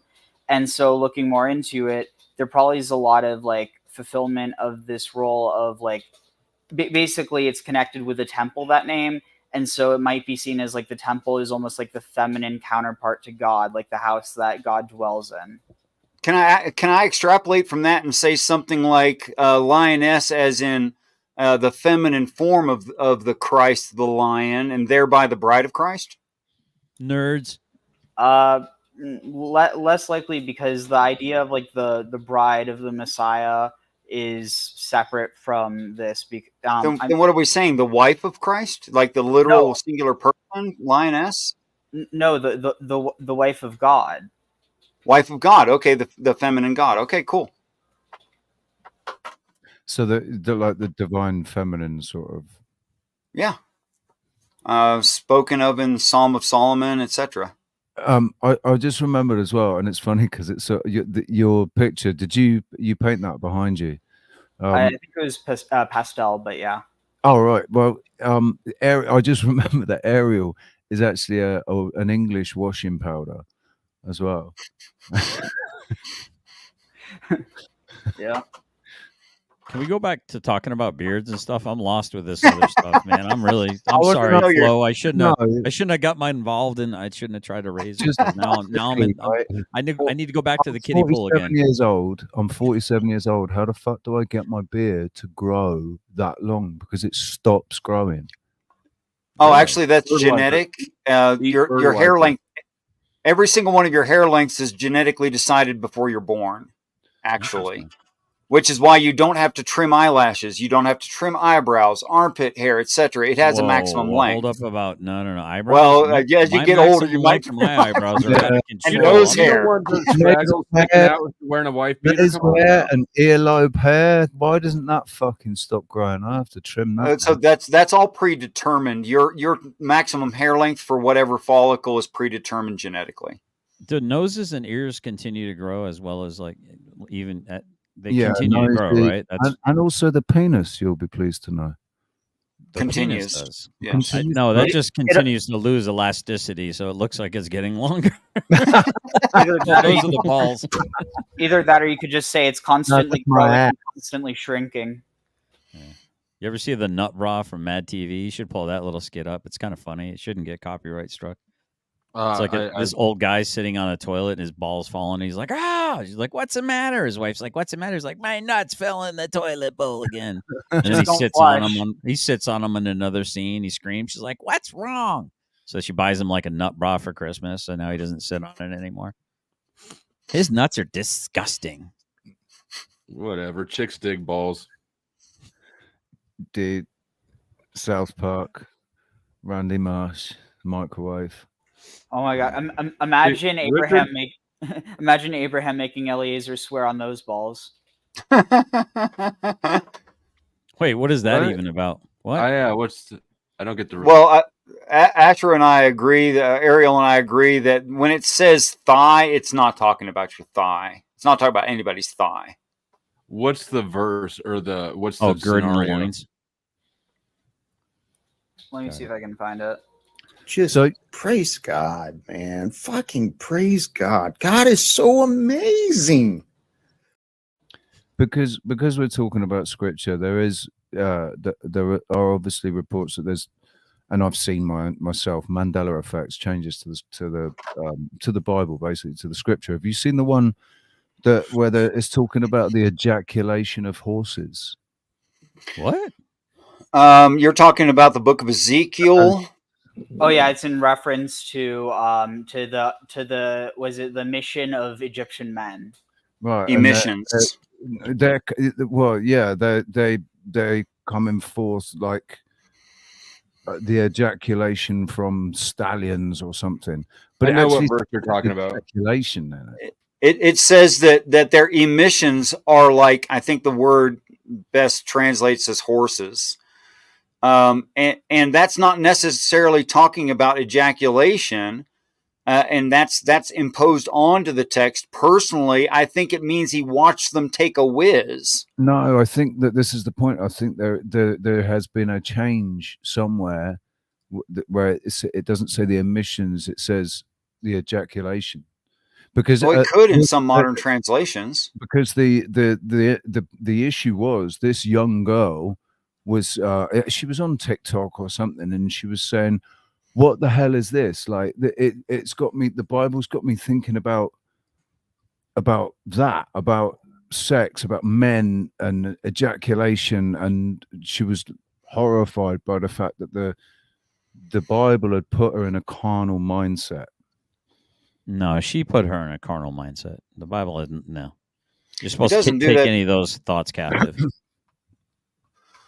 I think Ezekiel is testifying to the physical prowess in the beings he's observing. I don't think it's like bragging about them ejaculating. I think that it's also a moral confusion that people work so hard to avoid carnal mindsets that is basically as fundamental as to your biology as well as eating. Almost not really. Not just biology, but Bibleology. Like seriously, if you try to make the Bible a non-sexual text, you're not doing it justice. That's true. But Well, if you look at the story of Adam and Eve. So actually, in that case as well, the word that gets translated as side or rib, or actually no, it gets translated as rib, but most literally could be side. There's also, I think, some translators that actually look at it as like potentially a reference to the baculum. So almost like that's kind of taking from this like similar motif as Greek mythology, where the genitals though in this case they're well, actually, yeah, where the genitals or part of the genitals of this one figure are separated from him, and then that goes on to create this second figure.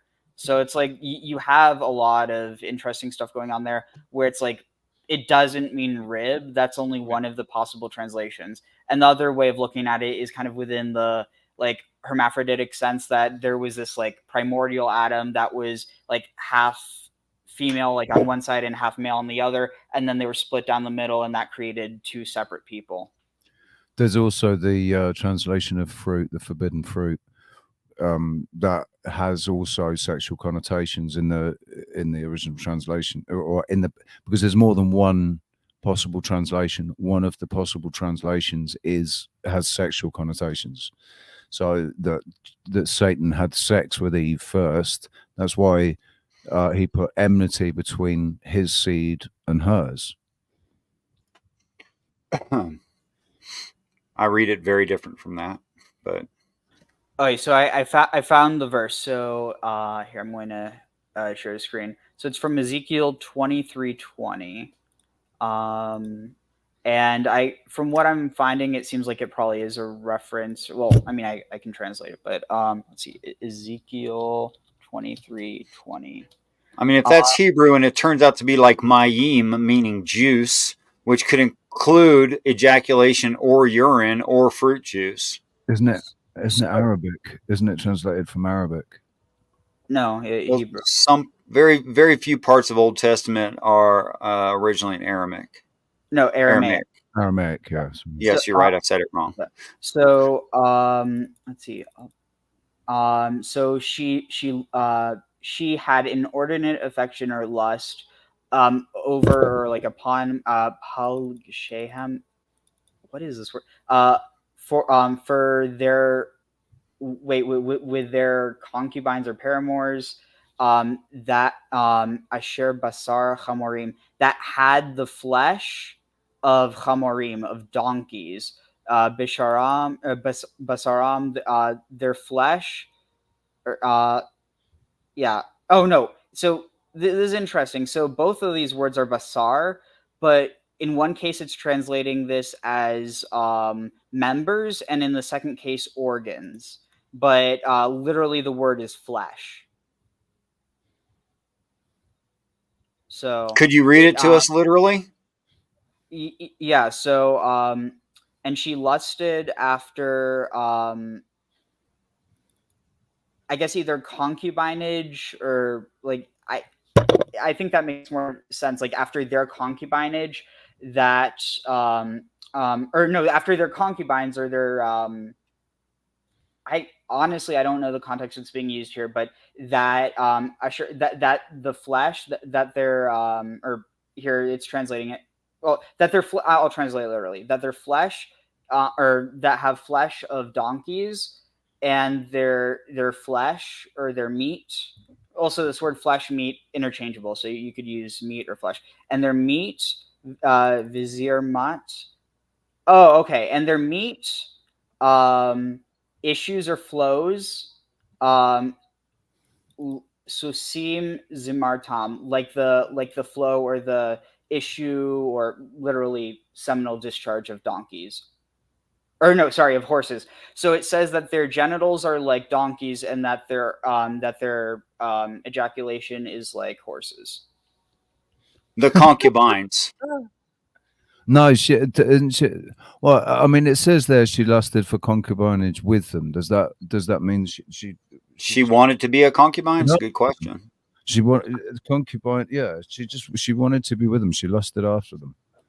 So, I mean, in this context, it's being used like metaphorically to talk about idolatry on the part of the Israelites in Egypt.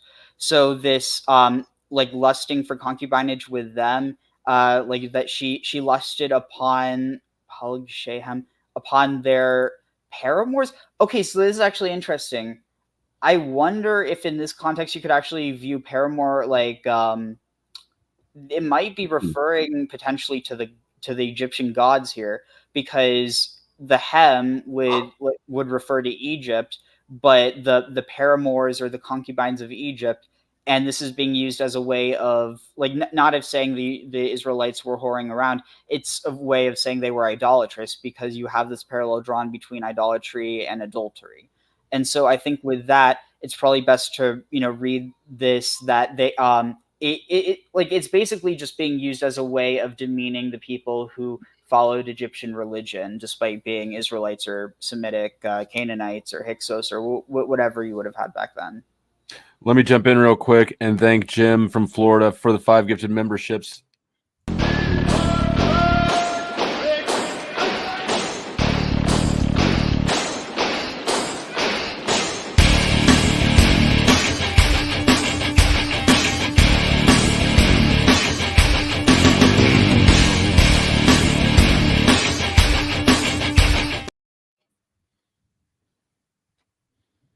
Nice one. Carry on, guys. What place just got lit the fuck up? Because that looks pretty destructive. Side chat. So I've got clips for when people gift memberships, because when you gift a membership in YouTube, in the chat, live chat, it says who was gifted a membership. And so when I made that clip, there was a lot of lurkers in the chat who were not really friends to the channel. And so that's sort of where the concept came from. So I've got 3 different clips, one for people who give 1 membership, one for 2 through 19, and then another one for the shock and awe for 20 plus. It has crossed my mind as well, though. Where is that footage being taken from? Where is it that's getting lit up? Like, so I made that out of if I recall, 3 different YouTube videos that I downloaded and sort of spliced them into one thing. On the shock and awe, there's I think 5 different ones. But it's some of it is animation. Yeah. Buildings don't explode like that. That's not how buildings explode. Around here, they explode like that. Yeah, but here on this channel, they do. Yeah. Okay, so probably no one's ready for this conversation. That more to Ariel's point. Divorced. What's that? I said your mom and I are getting divorced. That's so sad. I'm sorry you guys aren't getting along. I mean, she was really happy with you, but for a long time there. But I think overall, the book of Ezekiel on the whole is talking about those who are turning away and describing the satanic as something that those people who turn away are worshiping, like in that singular verse is what's going on. And Ariel spoke of, the people of Ham or Hamites, that they are they are those who are turning toward the darkness. That kind of an idea. I could have sworn the word Ham was in there. No, I never said that. The word Ham wasn't in. Oh, well, my mistake. I heard something that wasn't. That happens. You said Egyptians. Yeah. Well, and no, so it's not talking about Egyptians. It's actually talking about Israelites. Nowhere does it actually criticize the Egyptians for worshiping their gods. It's criticizing the Israelites for worshiping, them. Yes. It actually doesn't say that they're like turning away from God. It's saying that they're turning to these others. Again, not implying that they're abandoning their own traditions. Just that they're accepting others maybe alongside of. I got a question for Flo when we get a break. Just let me know when I can get an edge in. I'm finding this very edifying, by the way. You guys are. It looks like that was your edge. Yeah, I'm an edge lord. Flo, a genuine question, and doesn't require an answer now. Matter of fact, you can just ignore it and pontificate on it, and we can talk about it. What would it take for you to go from being agnostic to being a believer? What would have to happen? What metric or what sign, what miracle, what wonder, what the question is rooted in the assumption that I'm resisting something, like I'm resisting momentum. And what I'm saying is I used to be agnostic too, though, Flo. So you're talking to someone. Sure. So I'm just curious for you, what would it have to be? To become Christian, I don't have any idea. I'm not actually resisting it so much as I'm going with the flow, and the flow is not pointing there. Gotcha. Okay. So, who knows? There's probably any number of different things or combination of things that could do it. However, at this point, it would be swimming upstream for me to try to embrace that. It's funny that you say that. It's funny that you say that exact thing. My wife criticized me almost my entire life. Why do you always fight against everything? Why are you going against the current? Why don't you just go with the flow? Why don't you just go with the flow? Flow, that's interesting. Flow state. And I said, well, and I kept explaining it to her, and she finally understood what I meant by it. I said, well, what I want is across the river and upstream. So if I just go with the flow, I'm going to go washed out in the ocean with everyone else. That's not what I'm looking for. You can't fight the flow, though. Oh yeah, you can, absolutely. Yeah, I mean, it's you can fight it's like it, a but riptide. You can go with it, and you can angle yourself in such a way where you end up on the other bank, and then you start walking up. But if I use just the metaphor go of with it, surfing, I don't try to control the waves of life, right? The metaphor. I'm not trying to control where the water goes. I'm just trying to see it and then wave, baby. ride the wave. Yeah, navigating it. Right, using its energy to propel you. I hear what you're saying. And there are moments when you can, when you go with the flow, like and there are times when you can, if anybody here has surfed, if you're trying to catch a wave, then you really paddle into it, right? You can exert a lot of energy and try to move yourself stronger, sometimes more than others, but well, if I could, if you ever find yourself drowning, just give your life over to the Christ and be saved, brother. Well, I appreciate the thought. I don't know that that's where I'd go. Have you ever cried out? Cried out? No. Have I done the whole? What was it? If you're real, then make my carpet wet. And wasn't that something from the Bible? Oh, careful of that, brother. Don't. What did it say? Well, do not test God. I'm not really worried about testing it because I'm convinced that it's a fabrication of people's imagination. Not that God can't be real, but that Christianity is not. Get out of here, dog. Well, I truly do believe that if you found yourself drowning, I didn't know you. Dog backwards is God. He just gave you a sign. He crapped on your floor. That you would seek that. I don't have really, a truly dog. We're believe dog sitting 2 dogs. Generally specific. I don't see you drowning. I did kind of like I didn't test. It wasn't a test because I already kind of had faith that God was there, or the creator, whatever was there. But I did throw the gauntlet down and said, yeah, if you don't do something, see you later, I'm checking out. And within 5 minutes, a Jehovah's Witness knocked on my door. Well, that was the devil. So Luke 4:12. No, hang on. Go ahead. Go ahead. I didn't see that straight away as God sent a Jehovah's Witness to me because I need to become a Jehovah's Witness because the Jehovah's Witness has got it right.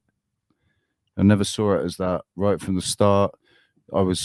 My immediate response, like literally when I answered the door, and I was like, huh. In my mind, I was going, oh right, okay, this is. You answered me, man, and I don't think that you want me to be a Jehovah's Witness. So what's this about? Let's see where this goes. And I ended up studying with him for 9 months. But what it did was refocus me.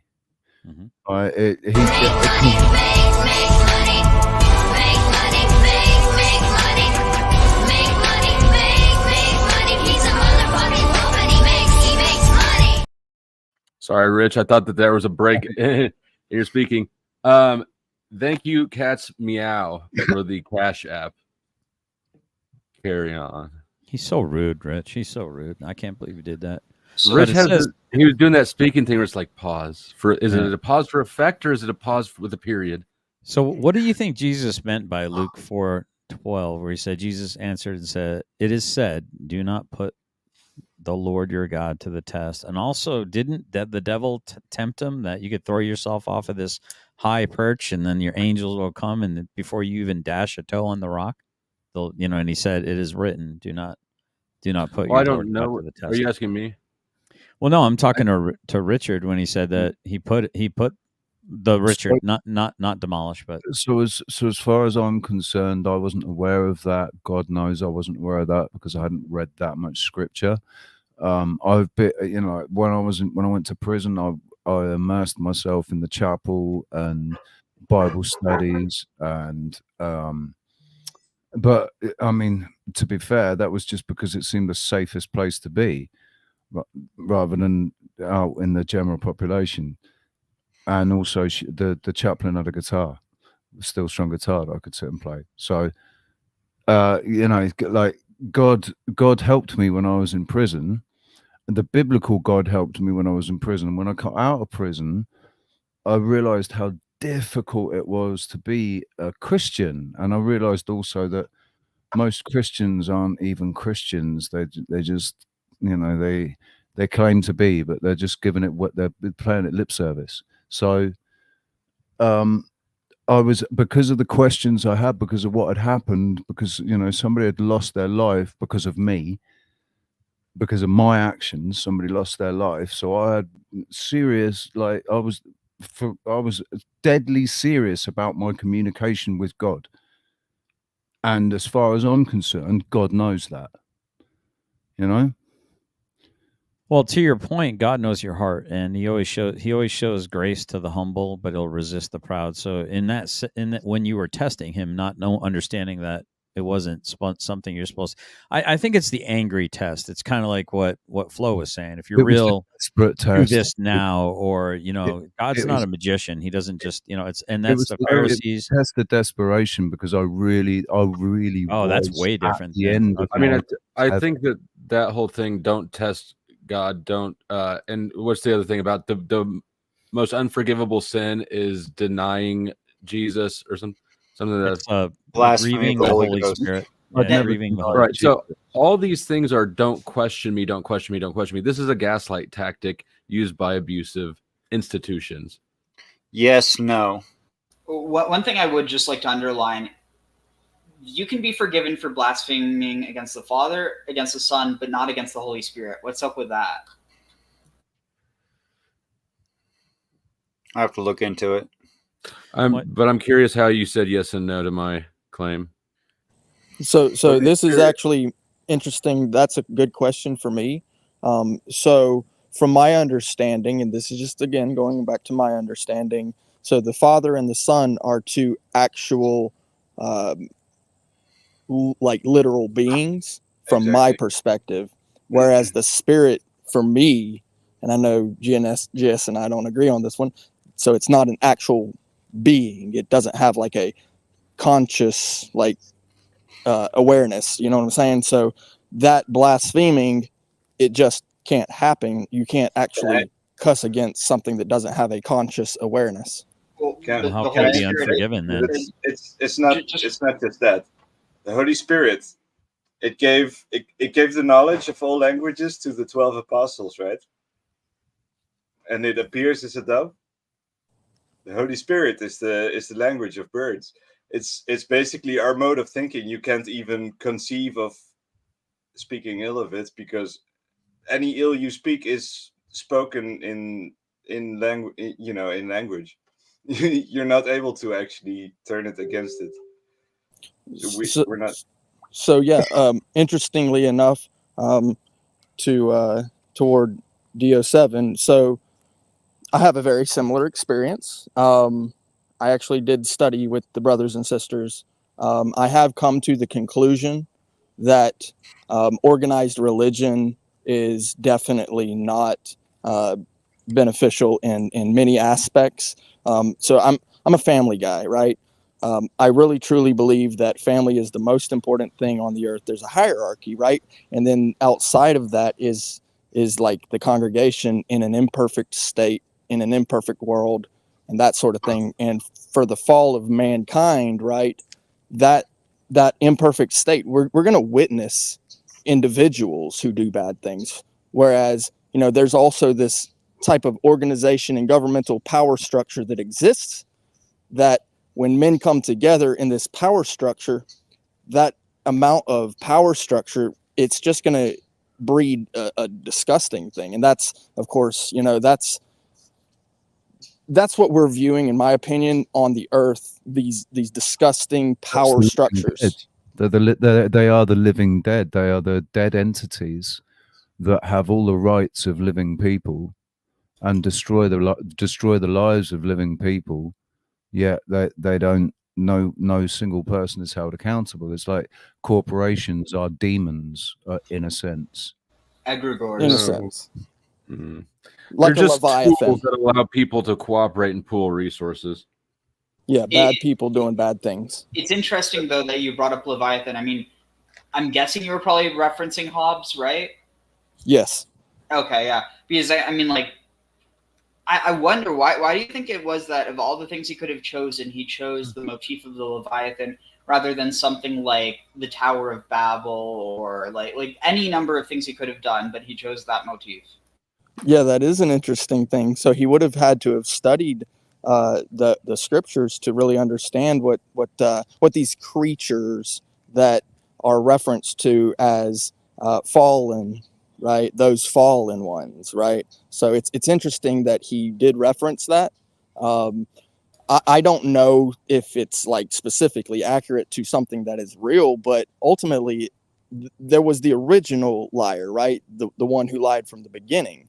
In my view, again, going back to my view, that liar, obviously he has his followers, and some of those followers aren't necessarily the fallen ones, but also you've got men who lie. And so they, of course, too, in my view, would be liars and followers of the liar.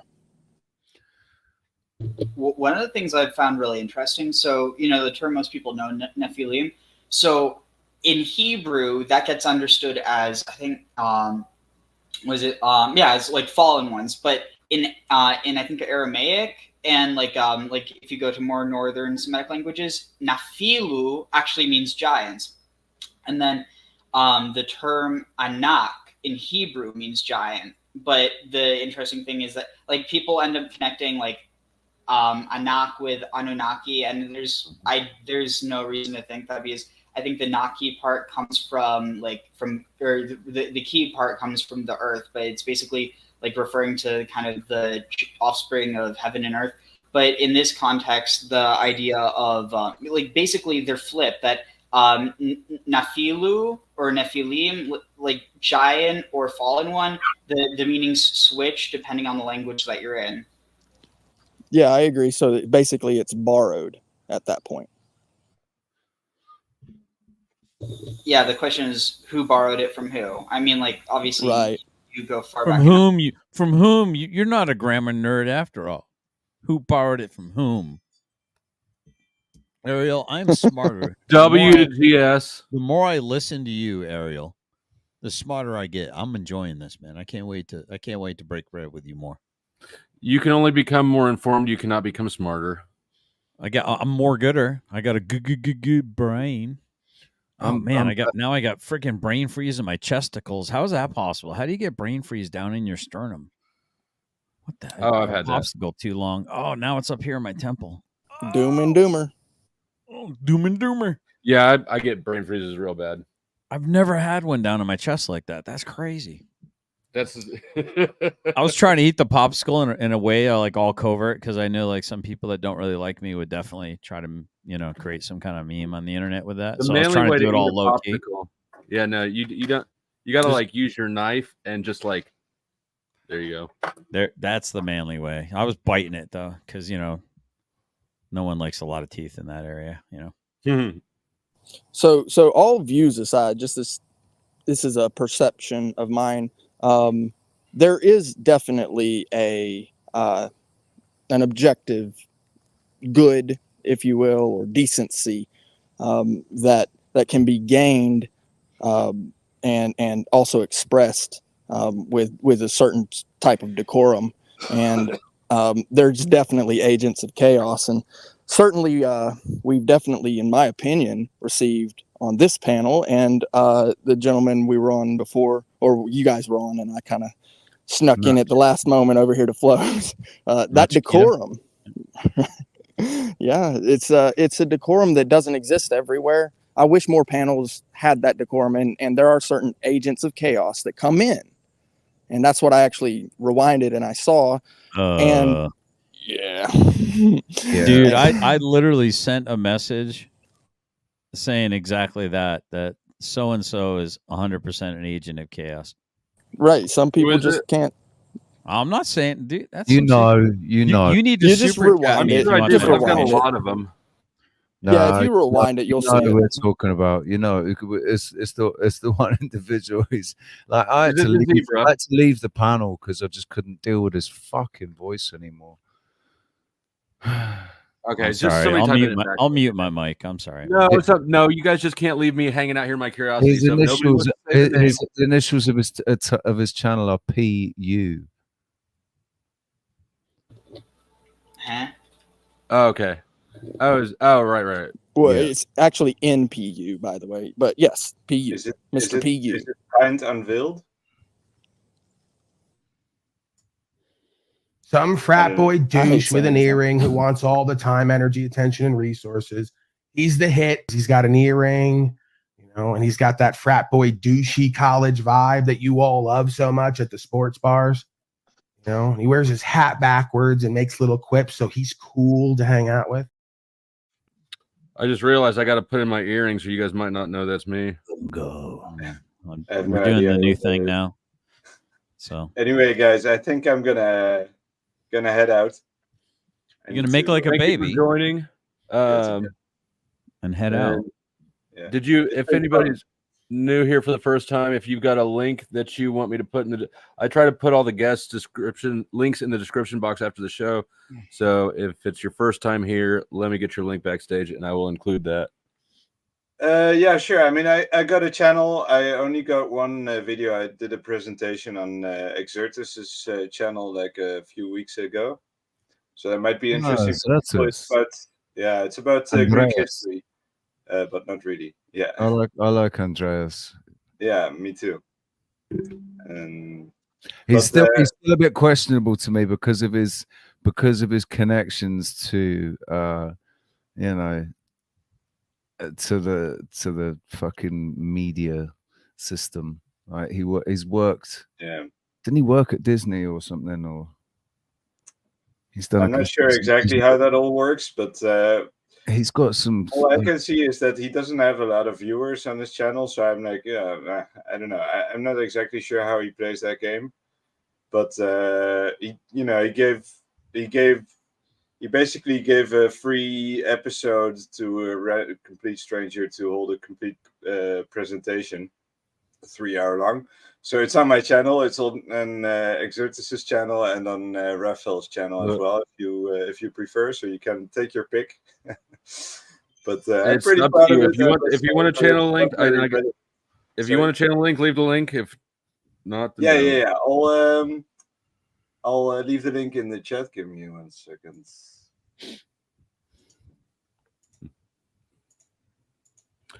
Daisy says the only way flow state is ever going to come to the Lord is for him to have a profound, undeniable experience with God. What I would say to that is, I don't know if you ever answered my question, but thank you, Miss Daisy. Yeah, I don't think you. I don't. Maybe I wasn't paying attention. Hold on to the question. Let me answer this first. Ye of little faith, Daisy. I have faith that what I know and what I believe is exactly what God wants me to know and believe at this point. If he wants that to change, he has the power to change it. I do not believe that God would want me to lie to the world and claim to know something that I don't know. So when's the last time you opened a Bible and spoke to God by like reading literally his word? I literally just did it earlier this stream. What was the passage? I'm curious if you don't mind sharing. It was Genesis 1 and 2. Were you looking it up to try to disprove something a Christian was saying, or were you No, looking I was it trying up to get show clarity. yourself We were trying to clarify the creation story. It was clarity, not disprove. I had no point in it. Yeah, and it was actually from my viewpoint too, so Right. it's like not disingenuous in my opinion. Just asking. I'm just curious. sir. Because I mean, like the Joshua Jones guy. Mm-hmm. That guy was he just wanted to argue. I mean, that's fine. I mean, I need a I'm future surprised ex-girlfriend like a hole in the head. I'm surprised they didn't tell you were making it all up. Well, he kind of did actually in the back chat. He said, "I got to get out of here. There's some other gossip drama going on somewhere else. So, and this is boring talking about fantasy." Yeah, I think that Josh, yeah, he could come across a little better. I don't think that he was insincere or whatever. He's a better guy than he came off, but he is a douche. How old is he though? Because that's like he's older than me. Is he? I believe so. It's just it sounds like he's wearing a retainer. I'm sorry, he does. Anyway, guys, I posted the links in the chat here. Right on. So it's been fun. It's been a real pleasure. I'm subscribed now. I like the videos, so I'm. I'll keep thank an eye you for out. joining. Take care. Nice meeting you. Good to see you, man. Peace out, Monostopheles. Bye bye. Love the name as well, man. Monostopheles. I love all your names, by the way. Brick Petitions, 007, Ariel R. They just call me asshole. I'm also known as Richie. I mean, they're all top notch, guys. Good job. See you Take around. care. Bye. Bye. Yeah. Say my name. Say my name. Something that is kind of interesting. It did connect to things that we were talking about before.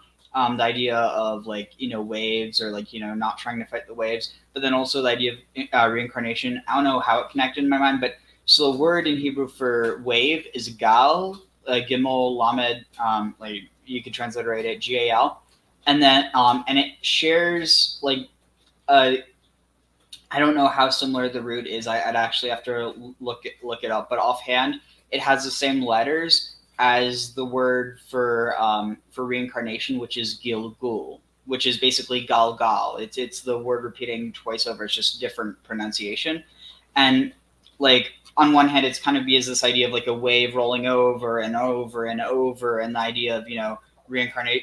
I don't know. I just thought it was interesting, especially with how different Christian and Jewish communities had different takes on reincarnation at different points in time. But and that actually goes in, Ariel. No, keep your mic unmuted. That actually goes into deja vu. Nothing new under the sun. It just keeps rolling over and rolling over. Keep in that thought, man. I like that.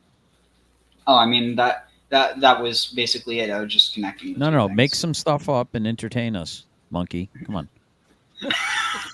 Patterns. Yeah, no, it's really patterns. A wave.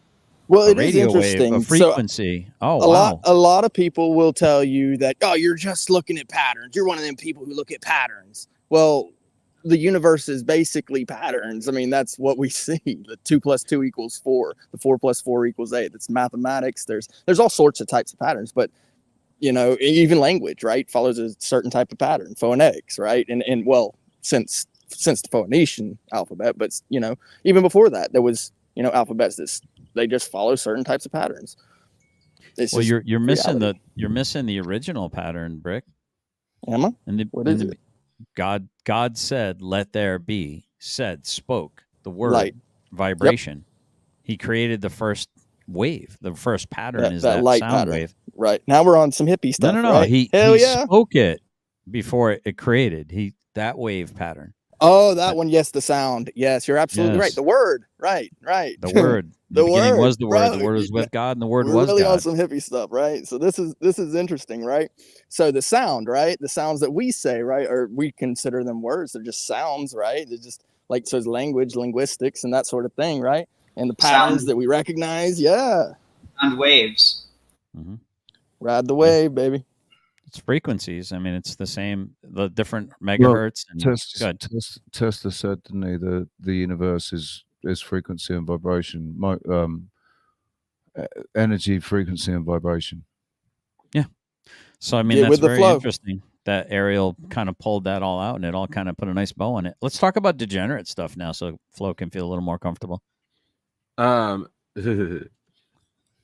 Love the laugh, too.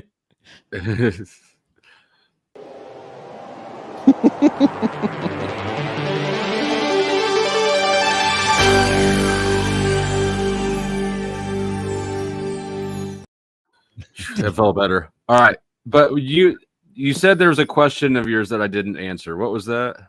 It was kind of like, what would it take? You sort of answered it, but you kind of milly-mouthed it a little bit. What would it take for you to like commit to? Oh yeah, because that no, I don't even like the framing of the question. Hey, how come he goes all the way up on the top right off the get? That ain't right. Because my penis is larger than yours. No, he has the keys. You know, I'm honestly surprised that Caucasian Sasquatch isn't spelled a separate way. I mean, like especially because the first word's broken up into two words. Missed opportunity, in my opinion. Yeah. You think it's a missed opportunity, but I think it was a taken opportunity to not be called white and deranked by the freaking algorithm. So I went with Caucasian. No. The joke was that you could have had the first part be COCK. Yeah, though that's everyone else's joke. That's me providing humor for others to experience. You remember I told you that people like funny jokes, but not clever jokes. Clever jokes make people angry. Yeah, they want to punch you in your fancy Harvard mouth. Stupid, especially if they don't get it. I'm getting too much money. Thank you, old Joe, for the $7 Canadian. He says the truth is incontrovertible. Malice may attack it and ignorance may desire it, but in the end, there it is. Winston Churchill. I agree, which would be also that runs nicely into my response, which is you're asking the wrong question because your question supposes that why aren't you asking about the truth, right? You're the priority in the question is the religion. It's not in the truth. The truth should align with the religion if the religion is true. No, see, I disagree because my premise is that religion is where faith goes to die. I'm talking about your relationship with Jesus Christ, not any number That's of a religious little g, big figure. G gods that could be out there that you could imagine up or you're not sure of You yet. can't really separate Jesus. You can try. People can separate God. I think the creator or whatever intelligence is beyond the universe. That can be separated from religion, but Jesus cannot be separated from religion. I tend to agree. Even though it says the way and the life, it does say the way. I disagree. He is the definitive article. He is the way, the life, and in your religion. But that's coming from a no, it's I don't have a religion. That's what I keep trying to tell you. You keep Are trying you to define Christian? it as a religion. No, I'm a guy who reads the Bible, who fears God and loves Jesus with all my heart. But are you a follower of Christ? Yes, I follow Christ. So that sounds awfully Christian type. Yes, but I'm not. I have a relationship. I don't have a religion. I don't. Did y'all I do don't free bow my conversions? heads this many times. I don't count this many beads. I don't cross this and do that. I don't have this ritualistic aspect. But of you do what still goes- adhere to the dogma of the tenets of the religion. Well, it depends on what you define dogma as. Thou Believing shalt the word. Depends on what the word is. Is that thou shalt not? Is that dogma or is that principles? Either way, If you it's- can come to if those it's same quoted- conclusions. You can have principles that align with dogma, but if your principles are based out of dogma, if your response to questions is to quote Bible verses, which is a dogma book. Oh, well, that's your definition of it.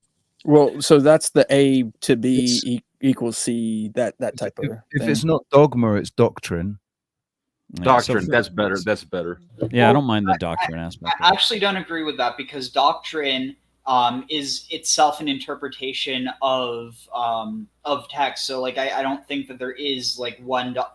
That's why you have so many different varieties of Christianity. But if you sorry, I lost my train of thought. So it's talking about doctrine. That song that you just ripped earlier, man. Formulative doctrine, right? Dogma.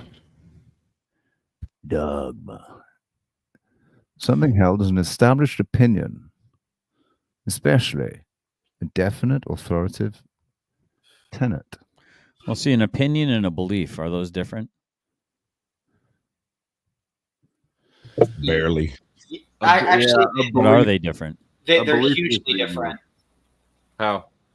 Well, because a belief is something that you hold to be true, whereas an opinion, Well, faith. Well, or like opinion is something that you like. That you express. That you hold about other things, but I think a belief is something that you believe is intrinsically true, separate from you, existing. So Separate evidence. A belief, yeah, it's just but believing something's true without evidence, without proof, like it, you can't, you don't know, but you believe it. Right. So the question would be: Is evidence is absence of evidence evidence of absence? That's the paradox, right? Not really. wait a So, second. for me, it's like. Are we trying to it's like- justify invading Iraq again? So yeah, exactly right. So for me, it's just kind of a question of like the scriptures are just absolutely written on your heart. I find it to be undeniable. I can't explain why I've been spared from all the knuckleheaded things I've done in my life. Probably should have been dead 3 or 4 times over, White at least privilege. in prison. Yeah, it's that card that never shows up in the mail. I wouldn't say it's the scriptures that are written on your heart. I'd just say it's this is something that me and Nia talked about. The word of God is not written down. It's not been put, pen to ink, written down in word form. It's something that's written on your heart. You shouldn't hurt people. You shouldn't, the things that you should and shouldn't do. It's written on your bloody heart. Your conscience tells you. Well, but I got a good judgment on that. I got a good way to judge that. If someone shows up and starts filming you doing something and you feel embarrassed because you're doing it and have been caught, then that is a bad thing. But if you are proud and want to show people what you're doing, that is probably a good thing. And you don't really not necessarily. Not if you're a creepy old dude swinging your meat and doing a helicopter in front of kids on a pride. You might be proud of that. And it might be. Yeah, that's not a good thing, dude. I don't want that around my kid. Not in your kids. No, your kids are creepy and strange. I don't know, dude. It's just following the joke.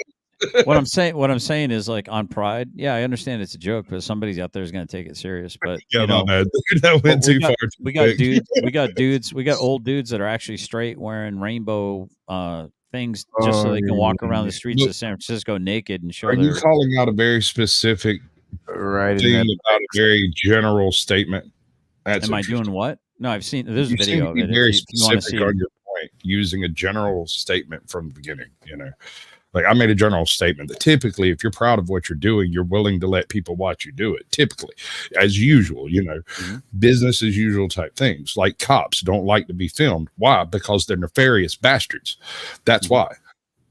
Yeah. Do you think the people in Sodom and Gomorrah were pretty proud of what they were doing? They didn't have cameras. It's not my question. Yeah, they did. It's called God who sees everything. But I can't watch God. But I'll tell you what, if camera technology had have existed, then if we're to go by what we've read, then yeah, they would have been proud of it. They wouldn't have cared. They would have televised it. Yeah, they wouldn't have cared to about reprobate what they're minds. Hollywood is proud of what they're doing. Look at what they're doing. And Hollywood Pride is a sin. That's a bad sequitur. Well, it's the funny thing about orgies, right? So orgies happen because they're not worried about who's watching them. They want to be watched. Something That's that's a cuckold. Guys, but something that's really not addressed enough, but the sin of Sodom, like if you look in the actual like in the text rather than the dogma that people associate it with, the sin of Sodom was actually sexual assault. It was the fact that they that anyone who entered the town that got raped. Because if you think about it, like they were angels, they weren't necessarily men. You could say, oh, but they appeared as men. But the thing is, they didn't discriminate. Anyone who entered the town, they assaulted. So it has nothing to do with the fact that they appeared as men. But it wasn't about the sex. It was about respecting your guest, and the fact that your guest is you are responsible for your guest. Red Crab has when they're donated under your $5. roof. It's the disrespect of the guest, basically, of the unknown, of the stranger, because hospitality was such a big thing. More important than being a parent, which is absurd to me. That's a great example of something where the Bible teaches you bad morals. So that is an interesting thing.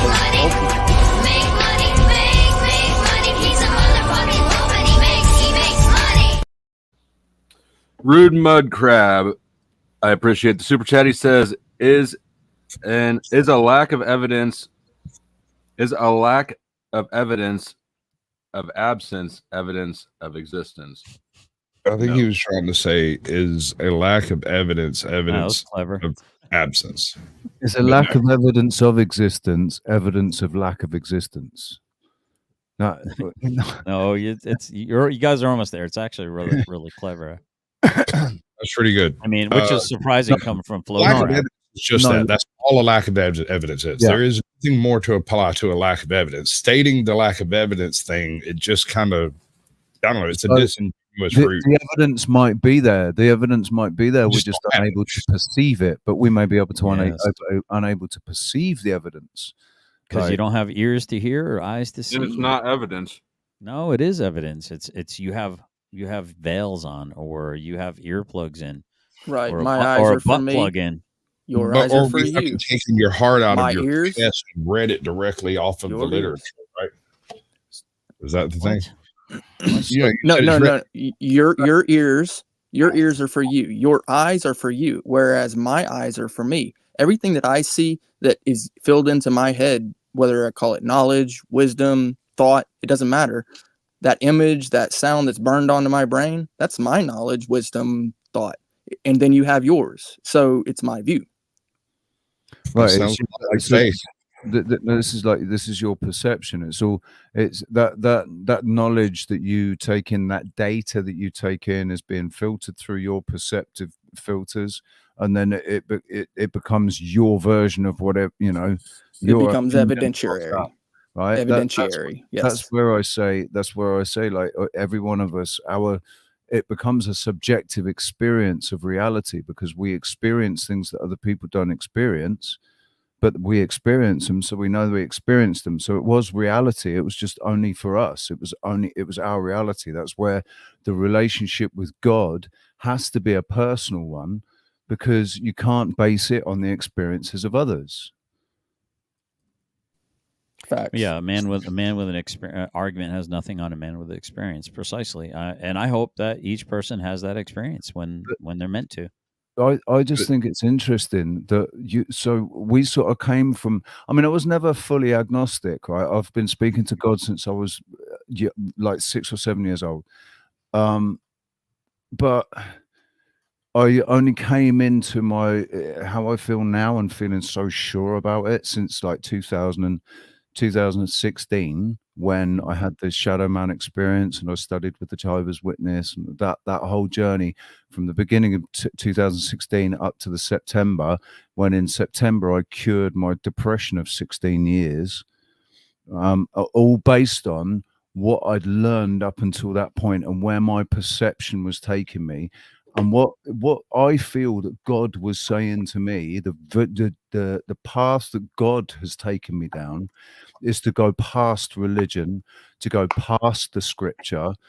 Consider it, but it's not the be all and end all. There's more than one answer to this question. Yeah, that's exactly right. So two things can be true at once. That's kind of the thing. You find out that, well, you know, more than two. Yeah, it becomes even more than two. Yeah, 3, 4, all these things, they're all true at once, right? Yes. You come into a real base of knowledge. That's beauty. Hey, Flo, you're being harassed by your audience there, so just blink twice if you need like a. Who's harassing me in my audience? Let me Lauren. Lauren. Oh, Lauren's. She said, "Put it in your mouth, Flo." She's using her outside voice. She's getting giving her what she wants. Shut up. Do it, Flo. Do it. Do it. What have you got? Oh, mate, it's got chopsticks. What have you got? Is it like a chow mein? That's an egg roll. It's a noodle.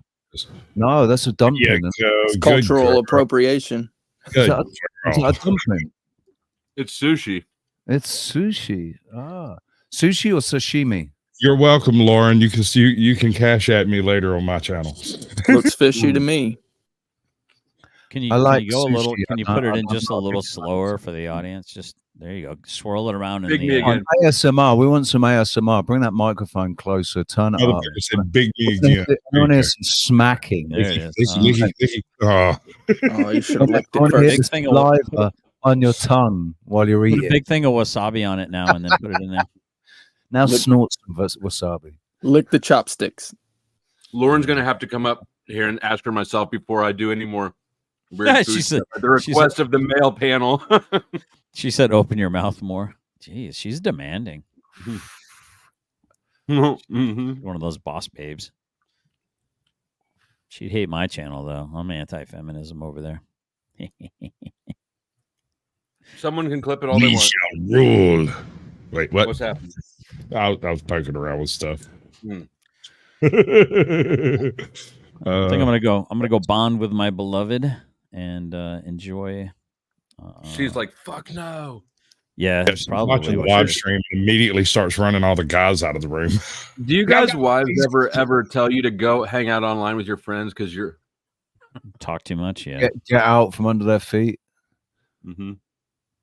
My wife bought me a computer, monitors, camera, lights, green screen, equipment, and would give me a ticket wherever the hell I needed to go if I'd just leave Car, her alone for 5 apartment. minutes. Yeah, car. You're right. That's right. I thought I was the only one, dude. No, I really my- did. I was starting my to think wife I was the loves only me. guy that had that problem. She is my absolute bottom bitch, but at the same time, I'm the most annoying person you have ever met. Yeah, I feel that too.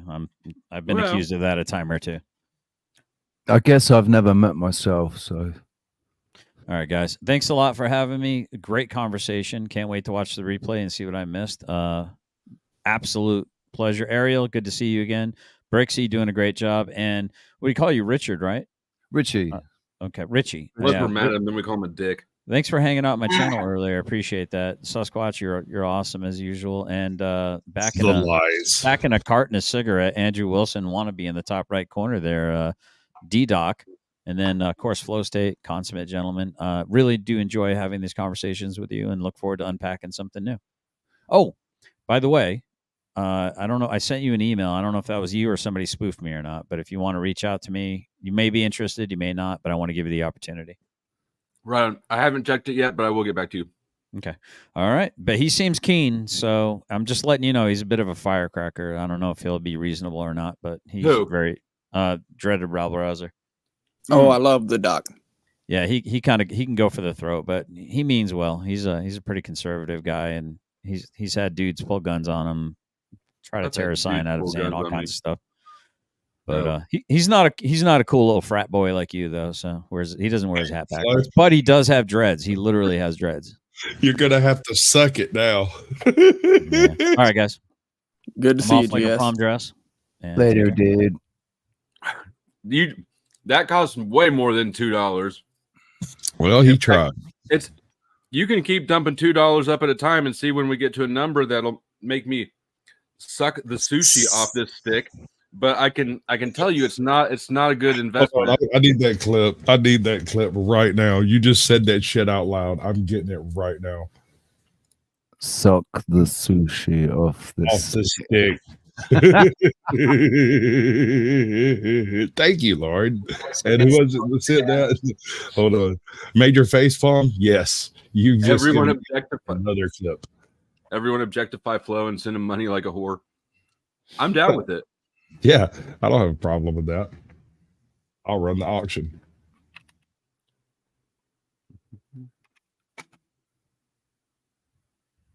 Well, my trackpad is going wild right now.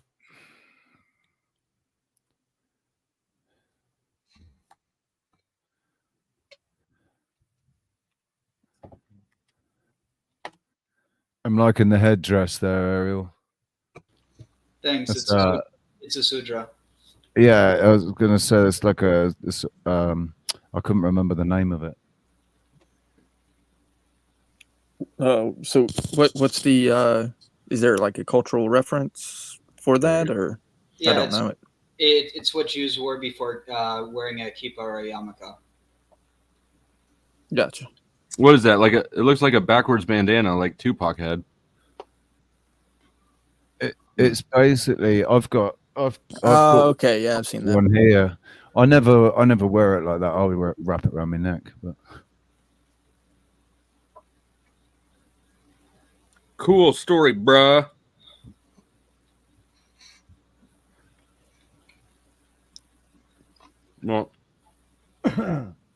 we over the God stuff? Sure. I'm just trying to get a temperature for the room.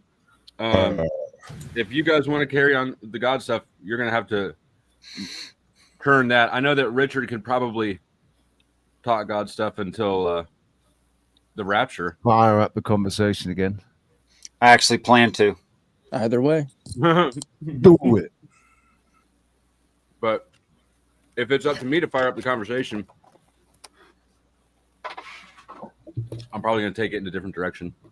But I really liked your answer, Flow State, to generally specific, that if there is a God, you are exactly where you should be right now. Right. I like that answer a lot. I like that answer. That's After all, let's consider the opposite. Let's say that God revealed itself to everyone in the same way. Well, first of all, we couldn't have this conversation. And second of all, and more importantly, there'd be no purpose for us being here. If that were the case, we may as well just be in heaven. So why would God, and how does it, for that matter, how does it make sense that Christians will ask God to correct his plan? They'll pray for an intervention, saying there was something wrong with the plan in the first place. That also makes no sense to me. I agree. And I tried getting on here before you started that again. I was going to ask you real quick, Flo, about that's my first taste of Paul today. Oh, you know, he lived. It's my first taste. Actually, on a panel with Paul at the same time. My first taste as well. Oh boy, Yeah, I it was- noticed that. Oh yeah, you tried talking to him, and he wouldn't even listen to you. But I was too busy talking as usual. You know, He loves the sound of his own voice too much. I don't know if it's that or he just doesn't like criticism so much that he just drowns it out by screaming. No, he went on to he went on to another not Chiquita's panel today and invaded it. He's tried to completely hijack the conversation, and he succeeded. He succeeded. For a little while. Totally succeeded. I left as a result of it. Like, actually, I I did asked too. Flo in the chat. I I go, was Flo, is watching this from the way he is? And Flo goes, "Yep." I was watching from the comments and I left because it was stale. It's the same thing he's been doing for 2 years. Well, I don't know. I think he's hurting for subs or something. I think he's just hurting. Full stop. He should buy more like he has before. I told him to look in the mirror. That's a really bad thing. I shouldn't have told him to do that, man. He needs to feel better, not worse about himself. That was horrible, Richie. That was horrible. I'm sorry. I shouldn't have told him Mr. Demolished Doctrine. I'm Harmon. I haven't met you before. How you doing? Peace and respect. How are you, Harmon? All right. And I know I'm hogging a little bit, but the other day I was listening to Sasquatch, and I hadn't come on for quite a while. My internet's been so bad. Sasquatch, you said you got some metal in you, some operations you've had where you got not real parts in you. No, not in so much. I've had some facial reconstruction. I've had some work done on my hip that didn't involve pins. And I had apparently when I was young, I broke my neck, and when it healed together, it solidified 2 vertebrae together. And I had to like fill out this questionnaire when I went in to get x-rays and MRIs. They wanted to know who did the work on my neck. And it was a really long conversation trying to explain that it must have been God because no one else has been in there. Oh, so that means, do you have like a stiff neck? Not sore, but when you turn, you can't turn like all the way to your shoulder with your chin? Well, I can now, but that's the weird part about it. I spent about 4 years incapable of looking over my left shoulder.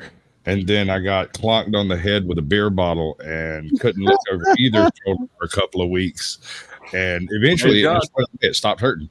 It just completely quit hurting. I no longer had any problem whatsoever. That next collision. You remind me of a CO. He was these inmates jumped him, and he got hurt, and he got his neck hit real hard, and his neck was hit.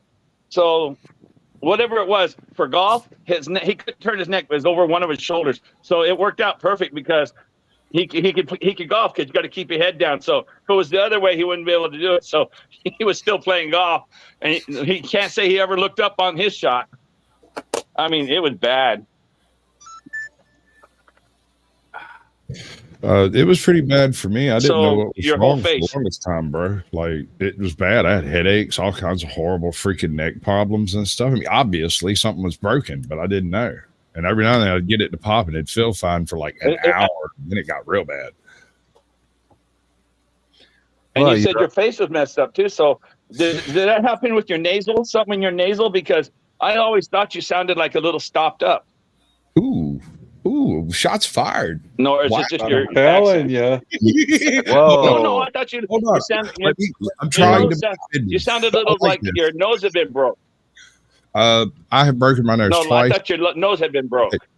I have broken my nose twice. Once I deviated the septum. It sounds like it. Did it all the way over. That's not what you're hearing. What you're hearing is an infection I had in my upper jaw, and it invaded my sinus cavity and closed off my nose. And so I didn't actually have use of my sinuses until I was like 24, 26, whenever I got my teeth pulled.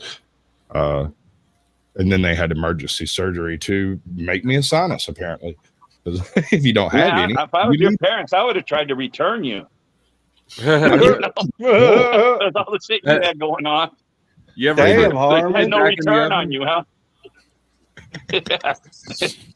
Hey, are you sure this is our kid? Babies don't come with a manufacturer's warranty. They really don't. And this has been questioned many, many times. I tell you, I'm so different from the rest of my family. You go in and sit down at like a family reunion. You might have 25 people sitting in the room and no one is talking. There'll be me and Lanier and one other guy over in the corner. We can't remember his name, but we know he's related. He talks a lot too, but that's it. Everyone else is just sitting there staring at each other, trying not to smile and prove they're more stoic than the rest of the family. I bet you $100 you're the favorite uncle when the kids were growing up, and I'm sure they're old now, but your nieces and nephews, I bet you $100 because when I used to go to our family reunions, there was Uncle Norman, and all the kids went to Uncle Norman. We didn't even know who the other fucking people were. Uncle Norman used to have a bit of his beer, man. Bro, I was way too junked out to be anybody's favorite anything. You weren't no favorite uncle of the family for the kids. No, I mean, I don't guess so. I'm Did crazy. they ever steal any of your marijuana and you didn't know it? I stole my for my friend. I stole my uncle's. What? Yeah. I'm not sure I understood that. My Uncle Johnny, who was one of a good uncle, and he was a biker and everything, big time, you know. And so about '69, one of my friends wanted some marijuana. I said, "Well, I know I can get you some marijuana." And so I went to my Uncle Johnny's house and got into his stash and took it. And boy, did he get pissed. He went so. You said in '69. Yeah, '69. My sister decided to smoke weed one time many years ago. She was like 14, 15, but she was friends with a major pot grower's daughter. And so not knowing that she was getting a hold of some of the firest weed in the Southeast, they jimmied his box open and took some of his personal stash. They got a hold of something like, I don't know, Maui Wowie or some real stuff. The very first hit this girl ever took was off of some Show Enough Brain Buster. And she left that girl's house walked home like 2.5 miles, walked home, came in, looked at me and said, "How the hell do you do this stuff?" And I was like, you know how weird I am, right? She goes, "Yes." Yeah.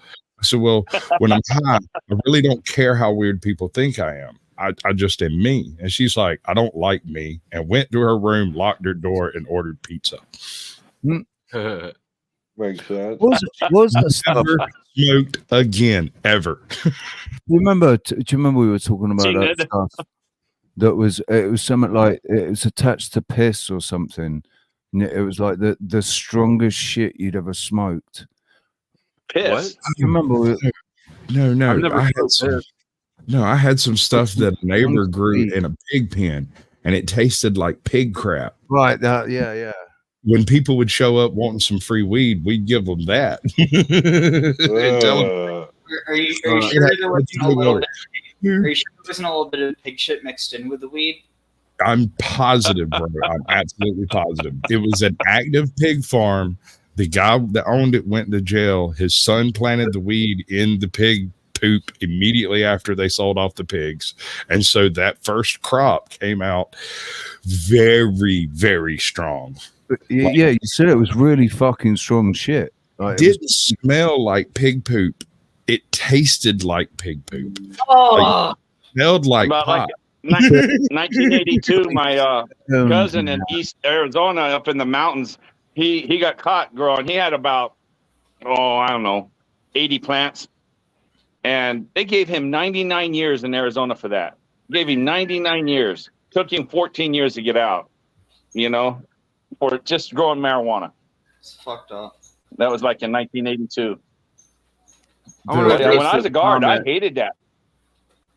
Wait a second. Rocky says lots of people reject God's plan. It's a choice. To which I would say, Rocky, when you say God's plan, you're referring to man's religious plan that you read from the book that you were given by the man. I, on the other hand, have stated that I am comfortable where I'm at. I don't try to force anything nor lie to pretend I know things when I don't. If anybody is trusting God's plan, it's me.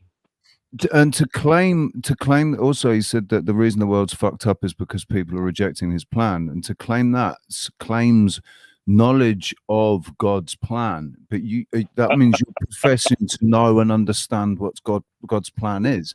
I say that I'm in flow states side with a God. I am exactly where God wanted me to be right now. And everything that is going on in the world is exactly as God planned it to be, because he set it all in motion, not because he's omnipotent. He'd set it all in motion, knowing what the outcome would be.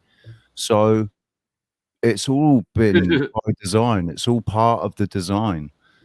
Thanks for coming up, Harmon. Sorry that It's also worth mentioning that the Bible even says nobody can know the mind of God. So if you're claiming that you know why things are this way because God did this and that, how do you know it? So the Bible has so many internal contradictions that you can't use it to prove one thing when the Bible disproves that in another part. Also, you might even say that for somebody to claim that their way is God's plan is damn near blasphemous, because you're putting yourself as God. Check Calcott. Checkmate, Chuck, Rocky. Chuck is so used to his cat, he didn't even realize it was whipping him in the face with his tail just now. He just kept acting like it wasn't even there. Hey, at least it's not a cat of 9 tails. That was cool, Chuck. Did you even notice that, Chuck? You get used to it after a while. You know, it's like being married. I said it's like being married. You get used to it. That cat slapped you in the face 3 times with its tail, and you acted like it wasn't even there. It didn't bother me. You probably don't even know it, do you? He does it so often. He doesn't even know that cat did that. He does what he wants. Cats are independent. They do what they want. Rocky, I got a question for some of these Bible people. Let me just conclude this with Rocky. Go ahead. Real Go quick. ahead. He says, y'all think you can understand everything. No, you think you understand everything. It's exactly the opposite. Go ahead. Is it possible? I've asked this question to a few people and never really got an answer. Is it possible that the Bible was written out of society or civilization's need to try to understand where they came from and to implement a set of rules for everybody to be able to get along with each other? D-Doc, can you? Actually, you have a very academic view that's extremely mainstream in your assertion. That is how it's normally looked at by people who don't believe that it's true. Now, were that correct, I would expect that everything in there is able to be written by man. That makes sense? Mm-hmm. Okay. If there's some part of it that cannot have been written by man, then that cannot be the case. Wait, what? Let him cook. Let him cook. Go ahead. Does that make sense so far, Chuck? Yeah. Okay. Now, if you told me a story where 32 specific points happened, and I brushed it off as coincidence, right? Let's say, for instance, you knew your cousin was going to do certain things in this certain situation, and everything you said, all 32 points were absolutely right. He actually did that, right? Then I could hardly say something like, "Oh, you're just making that up based on your own brain." But what actually happened there is you properly assessed the situation. You made 32 claims. All 32 of the claims were true, and no one would call that coincidence. You agree? I agree. Okay. I have a paper for you to review that makes 32 scientific claims from within the story of David and Goliath that cannot have been known by ancient man. But could it have been made up by a person with a pen? No, that's what I'm saying. It cannot possibly be an imagining of an individual with ink and inkwell and parchment. I thought I heard the question the first time and started to respond, but I guess you'd think I didn't. You simply said no, it can't. But I'm saying yes, an individual who is writing a fiction can write a very similar story without having to have witnessed it. That's all I'm saying. Okay. Because of the non-existence of the telescope during the writings, whether they came from older religions or not, that are found in the Old Testament, they could not have known certain things. They did not know. We can show they historically did not know these things. Wouldn't it be a path of less resistance to look at the existing knowledge and go, oh, they had a telescope? That would work quite well, actually. If they'd had a telescope, that would work great. Only problem is, sorry, they're conveying information that they couldn't have known because they didn't have a telescope. They obviously have the information. It makes more sense to say they must have had a telescope than it does to say therefore God. Actually, they must have had a telescope. They must have had probes with chemical sensors on them that went and probed the near atmospheres around Jupiter. They must have had. I mean that now now I would start questioning our current science. I don't. Do you think we landed on the moon? Are you trusting NASA? Hold on. Let's not pile everything together. There are good reasons why they would lie about getting onto the moon. There is not good reasons to lie about the chemistry of moons over Jupiter. But if the heliocentric universe is bull and there's all this bullshit about planets, they're not planets, they're just lights in the sky. They're not millions of miles away. That's Hollywood that's given us that perception of these things. It's NASA. I don't want to go down that rabbit hole. We can without having to have the whole "what shape is the Earth" debate. We can still say there's a good reason not to trust NASA, and there is a good reason. I can still tell you if NASA is verifying the Bible, both of these are, in my mind, the same sort of thing. They're they're broad scale, occult-ish perspective control methods. It makes perfect sense to me that they would use one to confirm the other. That's a good argument. However, they don't think they are. Who doesn't? Neither does NASA seem to be trying to verify the Bible, nor the Bible seem to be, at least in average Christianity, trying to verify NASA. I'm confused. Why are people drawing a connection between the two? I don't know. I don't see a connection. I think the Bible's trying to verify anything other than the Word of God. Right. The Bible's making a claim. It does make claims that, as far as I can tell, cannot have been generated by the minds of men on this earth at the time. Do you have any examples you can give us? Sure. Give me a minute. I'll bring up the paper and read you a list. So there's an Or African just one. tribe. I don't want to gish gallop it. There's an African tribe that has knowledge of the Yes. yeah, and they have knowledge of the seven sisters, which is supposedly impossible. How would they have had that knowledge for so long? There's an African tribe that lists the planets going from the outside in and had all 9 of them. And I only brought that question up, Richard, was because it was presented to me, and I was a little flabbergasted on how to answer it. Well, I think it's a good question. That's why I bothered with you. Hey Chuck, can you? My internet cut off when you. I was so mad because you were just asking the question. What was the 32 things or something that he's getting ready to? He's getting ready to read them off.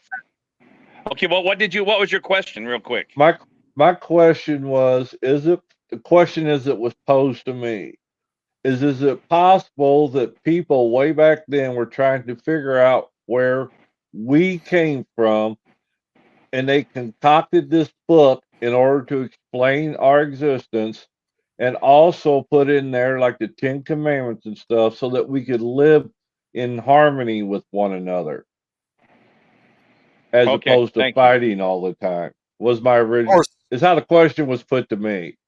All right. Of course, if that was the intent of the scriptures, it did a poor job, because people have used the Bible to justify genocide.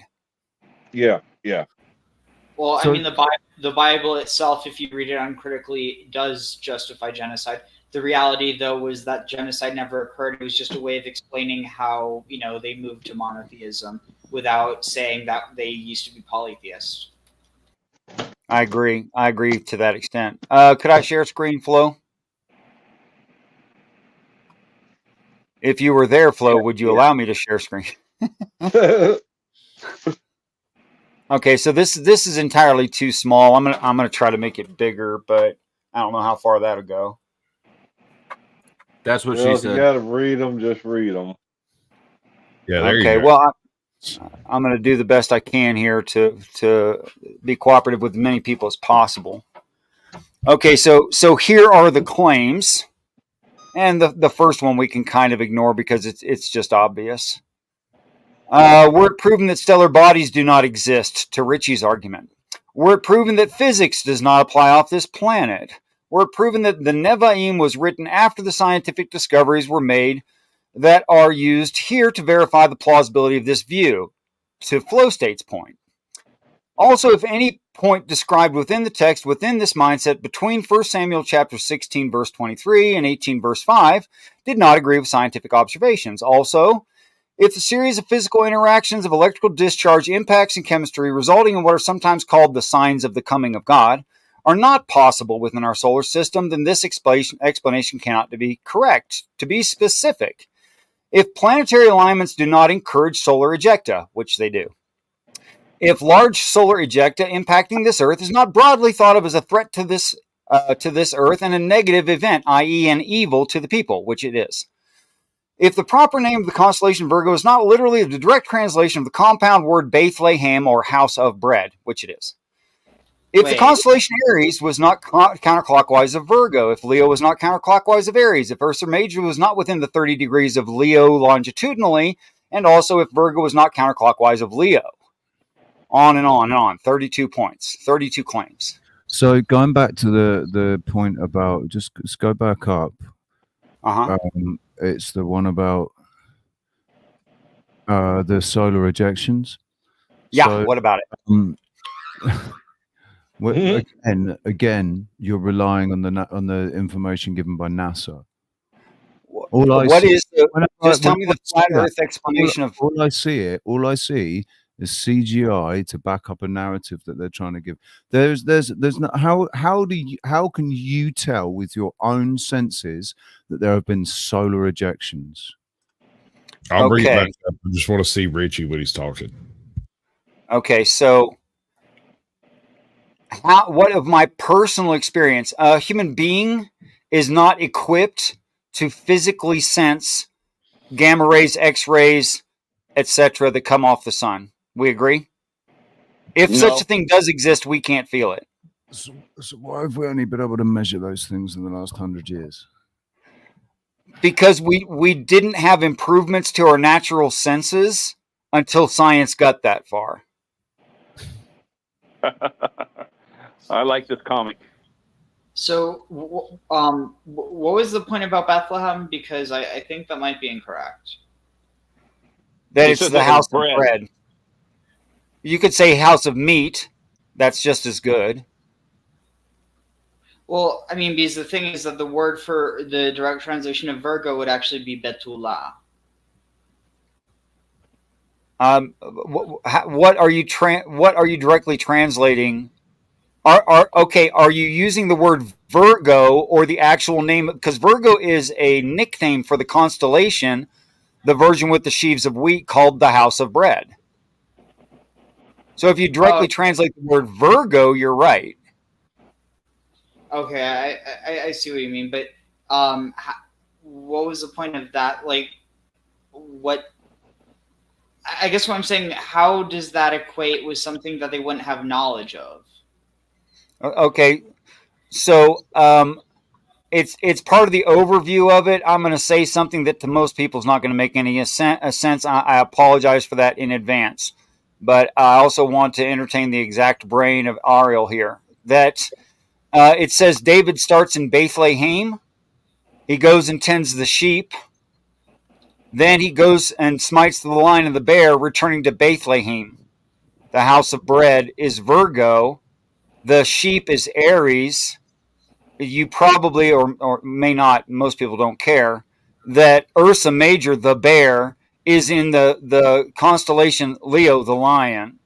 And that's in 4 points, one repeated twice, in a certain given order, which indicates a counterclockwise direction, which is it's setting the stage for how you should look at the rest of the story. Yeah, but how is that anything that they wouldn't just be able to observe by looking up at the stars and knowing astrology? Of that particular thing, yeah, fine. But if it were proven that the constellation Virgo's proper name is not House of Bread, but it is. These are the 32 points. I didn't say that man couldn't write. You know what? I think maybe by accident I did say that man couldn't have written any. Perhaps these about the constellations I can't include in that statement, so I should subtract, what is that? 5 of them. So I'm not going to say 32. Instead, I'm going to say 28. How's that? 27. I'm impressed.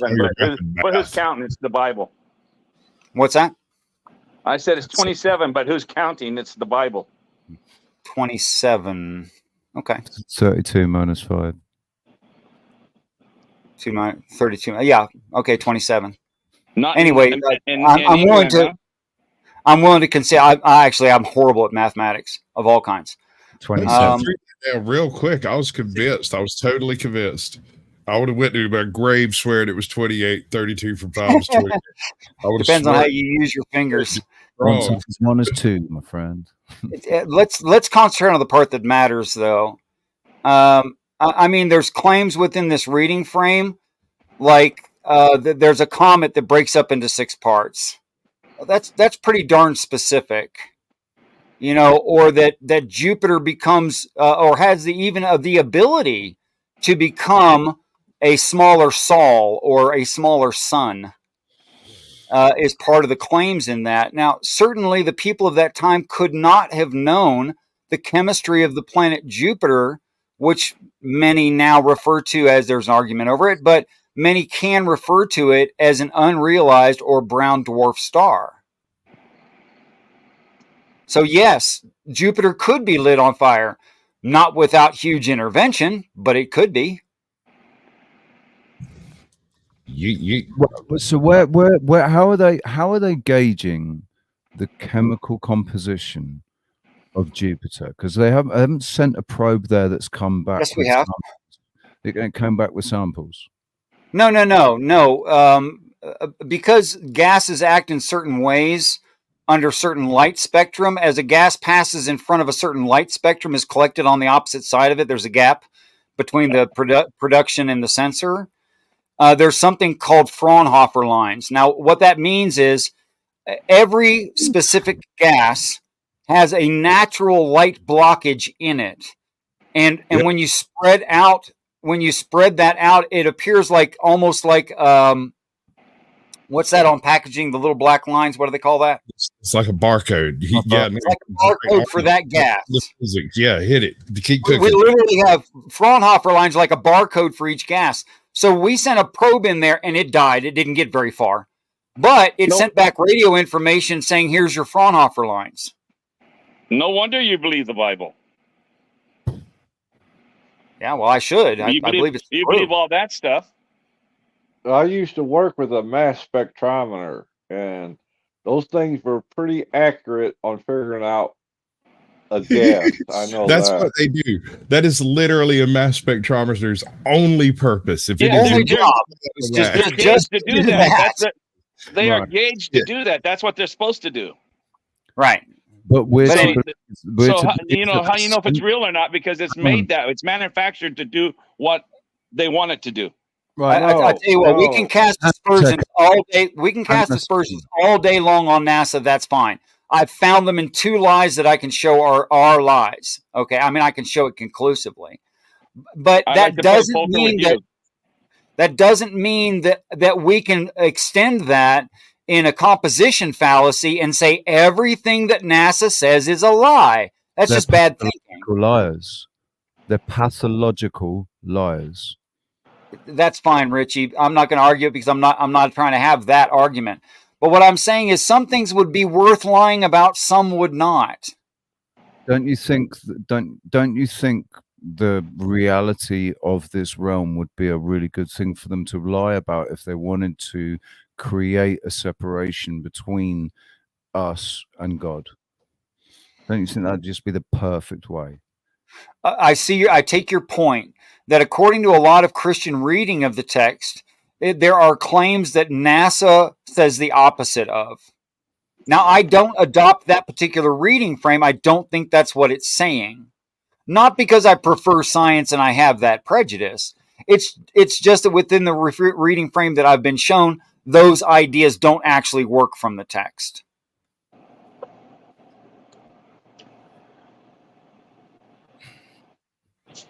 I dig it. So for me, they're just not in argument.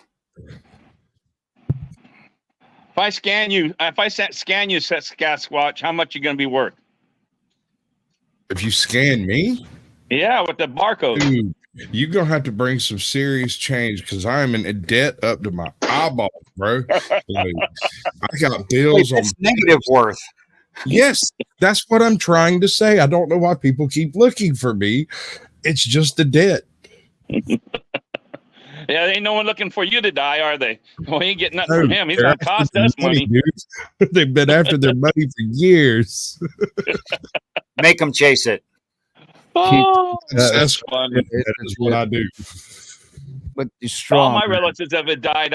They're in debt. Like my mom and dad, I had to pay for. I went more in debt because they didn't have no money to bury themselves. Been there, done that. Yep. So my family don't have no money in it anywhere.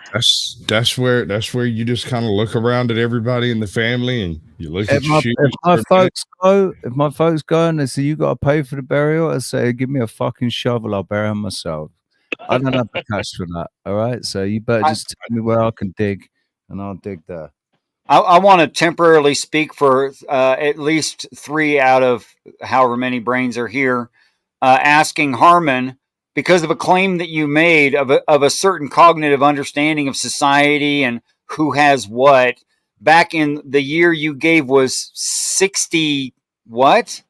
1968. 68. That makes you like 75? No. How old are you? That's why we wanted to ask. I did ask it. Oh. Yeah, okay, like 69. That makes you that must make you, at least, if you were going and buying weed for someone. Did I say I bought weed, Sasquatch? No, you said you stole weed. Stealing weed from your uncle. From my uncle. I was 10 years old. From a family you were member. 10. So you were 59. Bad person. In 69, I was 10 years old. So you're 65. Flow I'm 65. use layout ever in the history of this channel. I've never seen him use this layout. I'm removing it. Harmon, you sound vital for someone your age. I mean, in comparison to people I've met. That's because Sasquatch inspires me. Yeah, I That must inspire be it. to be young and youthful, like I do all the old ladies. I'm 63 and a half. You got facial reconstruction, Sasquatch. You cheated. You sound 80 there, young man. Miracle worker. You have no idea what I'm working with beforehand. I am an absolute diva now. Look at this cheddar. I love it. Genius. A work of art sits before you now. Right? Oh my God. Okay, Flo. Appreciate it. You're glowing. Before I've already done it. It's already gone. I've never used any of those, and now it's laid out where you can see all of them. You don't have to hunt for them. They're all right there. You can just poke it. So you're like, let's say, I don't know what this is, but we're gonna pop that up. You can go bip. You can put everybody around stuff. You can do a 2-man face off. You got your usual spotlight out. Building your scenes, man. Yeah. I like that about Restream, that you can do that. Can we do this one with bigger, like make the ones at the bottom a little bit bigger? Is that? Yes, we can do that. But you need to switch off of this one while I do it, or I'll be physically moving. You don't have to do it right now. It was just a thought, and I wanted to catch it before I was again. The only reason it's done that way is because I did it the wrong way the first time, and when it populated all on one side, and it looked freaky as hell. I didn't like it. It looked really weird to me. So both Harmon and Richard sounded much younger than they actually clearly Old Richard. I'm 56. 56? Yeah, now you can see I look 65 now. Is that real hair? I'd say you look 56 and Richard looks 65 in comparison. Just because of the big white beard, that's the only reason, right? Because he's got the Santa Claus. Look how smooth the skin still is. There. Very nice, very nice. I think it's from where You made me go damn comb my hair. I don't usually only comb my hair once a month. Now are you happy instead of talking about God? Now we're talking about Richard's smooth head skin. The two things I don't debate is the Bible and flat Earth. I don't debate either one. I think there's no debate. By even stating that position, I feel like you just issued 2 challenges simultaneously to any. I'm ready. Ready to go. Well, you do debate them. Debate them. Yes, you. So can I say something? So it's just an observation that I've seen and being on the panel. I'd like to present an observation that I've actually witnessed here today. I'm going to call it observation toward objective truth of goodness, available for argumentation through contention about the Bible and our Creator. Are you going to coin that now? It's a fucking long time. It might catch on, but it was too long, really. It was too long. Wordy. So is there proof? Tell him it's the Bible string. Is there proof? Is there proof? Is there proof? I like to talk about my uncle and his marijuana he'd always have back in the 60s. I have 8 points. 7 of them we have discussed. Okay, one of them is what is proof. So one of the observations is perspective or faith, right? So that view that one might have. We discussed that, and we've kind of discussed whether it's observation towards goodness, the truth, right? And I think we've exercised that many people do actually have that objective truth of goodness in that. And then number 2, I kind of see a discussion of history and creation itself, and if there's an observation of truth towards goodness, I see that as well. 3, linguistic harmony, right? Is there an observation of truth toward goodness? I see that as well. Number 4, is there a observation of truth toward goodness in structure? And that would be like the family arrangement, that hierarchy. I saw that as well. Number 5, is there decorum? I saw that as well, right? Truth of goodness, right? Then number 7, the science, which was just discussed. I'm just kind of pointing these things out. Those 7 were discussed, and they were pointed towards evidence of truth of goodness, right? And that's just an observation. Now, there's only one more that I can really kind of view that might be a point of contention, and that's prophecy. That's the only one that hasn't been discussed, in my view. Well, if we talked about that, that would be end of all our YouTube channels. Right, right. And it is one that doesn't get discussed because where did the ultimately. list come from? Where did this list come from? No, it was just an observation. It was just an He's been observation. sitting there for quiet for the last 10 minutes, 15 minutes, writing this all down. Now he's ready to. Well, no, and I'm trying to engage it. He's getting ahead of me, maybe because I don't. You just listed off 8 things. You said there's only one left. So I don't know where the list came from. If you just observations, so there could be more than 8. That what I said was towards my view of things that typically come against contention, right? So the only one, that I can come up off the top of my head with that hasn't been discussed towards the truth of goodness, right? That I can see in my mind's eye, right? That point of contention that always comes up, that prophecy thing, right? Is the prophecy true? That's one of those that hasn't been discussed. And I only bring it up because we've discussed all these other ones, right? And I'm sure there's other little points as well, even in betweens and all that have been like pointed at and said, hey, this is it. This is the truth, right? I'm not saying that it definitely 100% is, because obviously I go by faith, right? But I go, of course, by the evidence too. Well, Brick, wouldn't it then be better to say that is it good if the prophecy is true? Yes, it would be good. Okay. Because it would confirm your desire to have allegiance to a religion over the allegiance. And this is an issue that I'm sort of speaking to you specifically, but I'm also sort of speaking to religious people as a whole. Their devotion is not to truth. It is to the tribe. Well, so truth takes the backseat to the tribe affiliation. So this is where I would say there's actually another thing that there's available, and it's not to the tribe itself. It's actually the hope. So there's a hope, not to the tribe, but to the self. And so it has been the admonitions of Paul is what you're saying.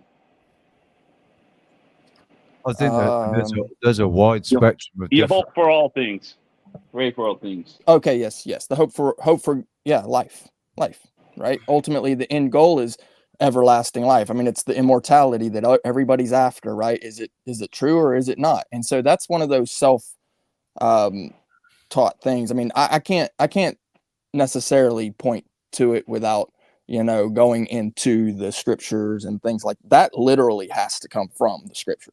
Like, you cannot find out where the prophecy is true or not without going to scripture and historical context. Like, that's just not even possible. If I would say that if the prophecy is open to interpretation, probably not true. Well, everything would be open to interpretation, but ultimately you have to have that interpretation with a point of. I don't blame you for questioning it. I don't blame you at all. Question everything. Question. Hold on to it. Let me. I'm gonna play this for Rocky because he's antagonizing me from the chat. Having a relationship with God and getting to know Him through the things that He reveals to you. I would say, what has He revealed to you? You'll say the Bible. I'll say, no, He hasn't revealed that to you. A man has given that to you. What has He given you? Your brain, your logic, your reason, your experiences, your ability to interact in the world that He created, and then reason for yourself and think through these things. God gave you your eyes and your brain. God didn't give you the book. A man gave you the book and said God gave it to some other man. But you could argue that the writers did get it from what you're claiming. As in, but I don't know why I would to trust their them, they experience wanted more to than I share. trust my experience. And that's fair. I think you should add that to the Bible there, Flo. Well, I would, but After they seem to think Revelation. it's closed. But one of the mental tricks of thinking you know everything is that you stop learning new things. True that. But Yeah, isn't that God argument just quit- evident anyway? Yeah, God quit What do you mean? speaking back in about year 100 or so. Isn't that what God would want you, or isn't that what the devil would want you to think if he didn't want you to interact with God? Now you're Right. presupposing Whereas, that religion's true and you have a heaven and hell and a devil and all that stuff.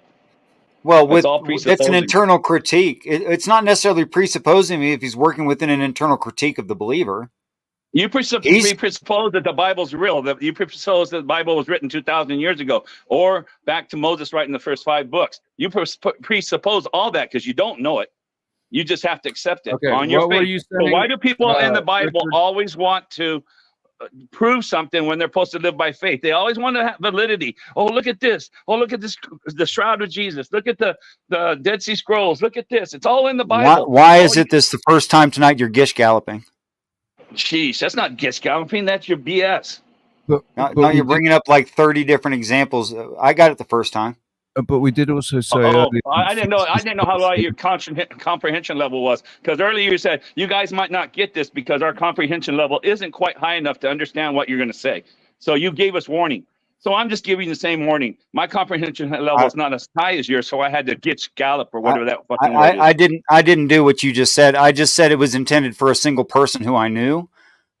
No, you didn't. You said that we won't be able to understand it. Is what you I said. said We.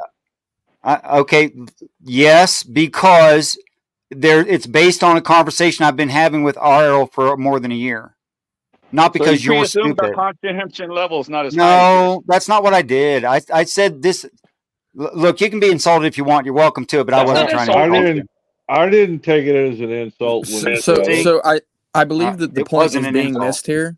So when I actually was going through those points of contention, right? Those observations, those points of contention. What I was saying is that there are these evidences that in what should be evidence in not just my mind, but others' minds, that it's worth examining those prophecies to see whether they're true or not. Just right. Going by the historical context, comparing them, looking to see if it's possibly accurate, but to just discount it altogether is, in my opinion, not a good faith. Well, it's difficult That's to perfect. That's the way you say it. That's how you say it. That's perfect. It's I appreciate difficult to accurately assess prophecy because 1, it's frequently spoken in riddles.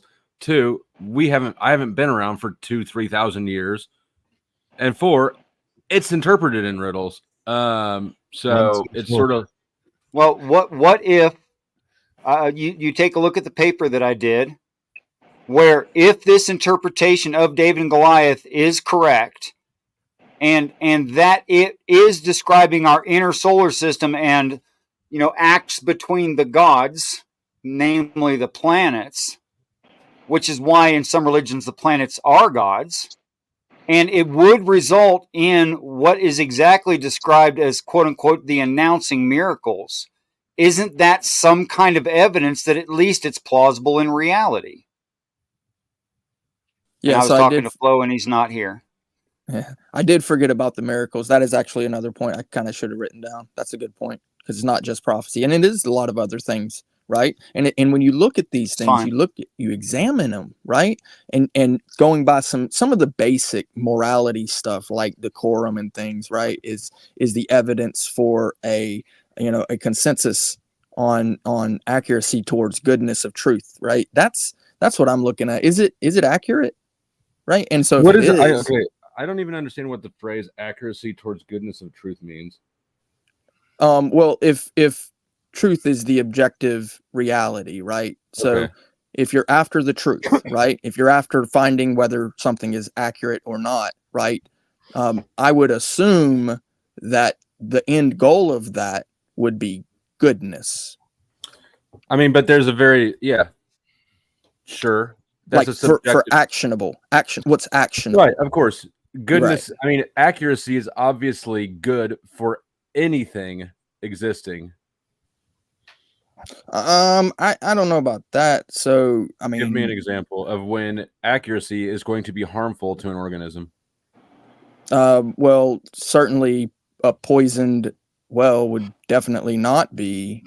You want to know accuracy of information? You want to know that it's poison, don't you?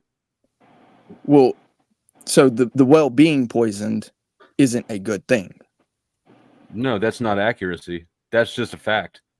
The accuracy of knowledge, the clarity of information, of understanding, that's universally good to have that. Well, the You're never presupposition, better off being confused. right? So the presupposition for me would be that in order for me to go on living, I would need clean water, right? So for life to exist. And so again, going back to the point of contention, if life, so here's another point, right? If life exists, right? That's almost like, well, where did it come from? Yeah, we don't know the answer to that. That doesn't mean that we backfill it with Sky Daddy and then call ourselves good for having made up that incredibly creative invention.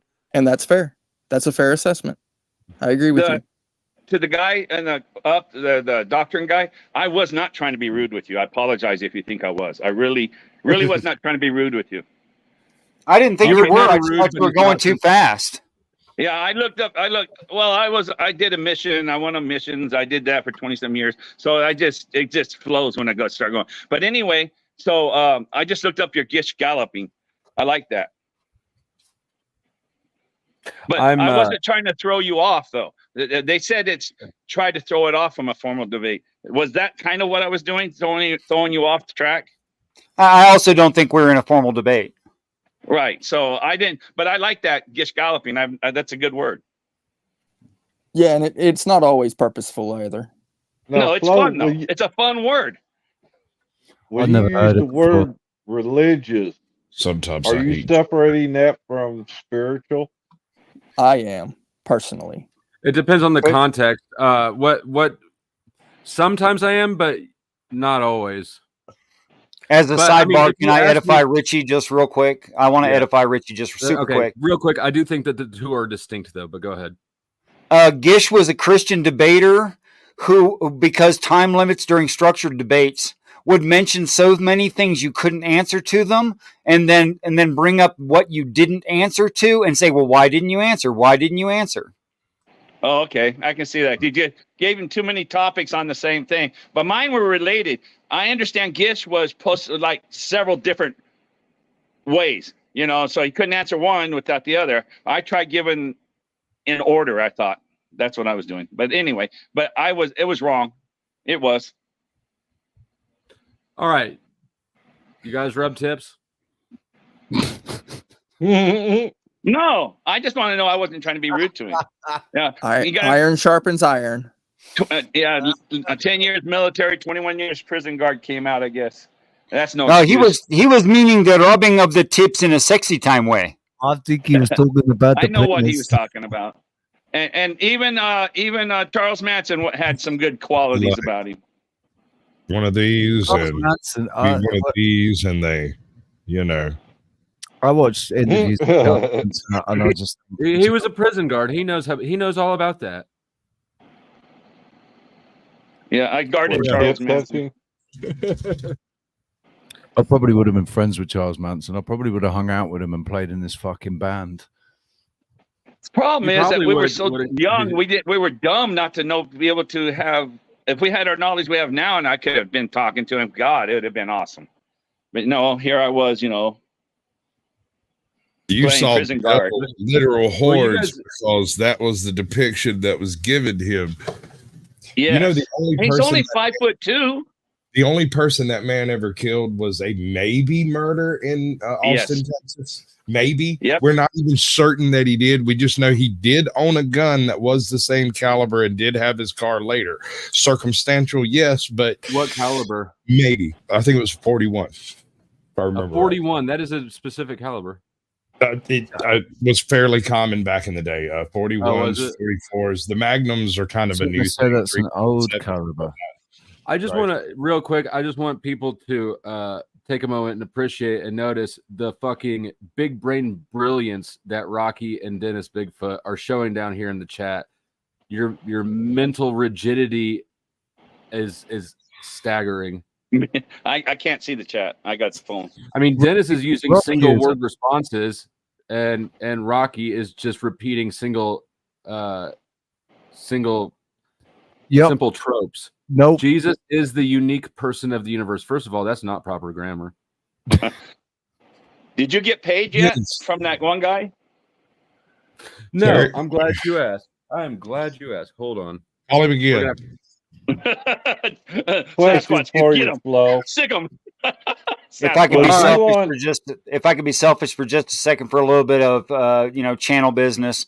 Thank everyone for coming by the channel. I really appreciate it. The conversation has really flipped off of my topic for my channel, so I'll be shutting this one down. Peace and respect to you all. Have a great day. All right, Okay. Later, Richard. Later. No, I'm not leaving. I'm telling them I'm ending that part of this. Okay. Damn it. You got our hopes up. I mean, this could apply to you if you're. So yesterday on my stream, I went over how Tarek and I made a bet, and how he lost the bet and he owes me $100, and that if that when I got paid, I would split it with the audience and I'd do a random drawing, and somebody in the audience at that time would get $50. I shouted him out. I called his cell phone. I texted him, and right when I got off, right when I ended the stream, he goes, "Flo, I would never ignore you. I lost a bet. If I lost a bet, I was sleeping when you called." Sorry, his grammar is awful. And then others that have my number that watch your show started to call me. LOL, I will get up in a little if I can't sleep, and I will come on your panel to see what's going on with the bet we made. Flo may be Wood granting himself the win already. Laughy face, laughy face, laughy face. We will see, Mr. Flo. And then today, while I was still asleep, he said, I am on lunch eating, so I have a few minutes to talk. So we agreed, Flo, that yesterday was good date marker to go to court. But I think that's but Flo, even if Paul pays their fee and fills out a FOIA request to get the video, the court have 7 to 14 days to fulfill or render that request. So you can't say you won yet, Flo, even though I That believe wasn't the bet. The bet you're was right. Hold on, video let me live. finish it, and then I'll address it. All right. Even though I believe it's looking good for you more, Paul did say if he gets the footage, he will let everyone know and view it. I promise I have the 100 in an envelope on the side with your name on it. He lied. Okay.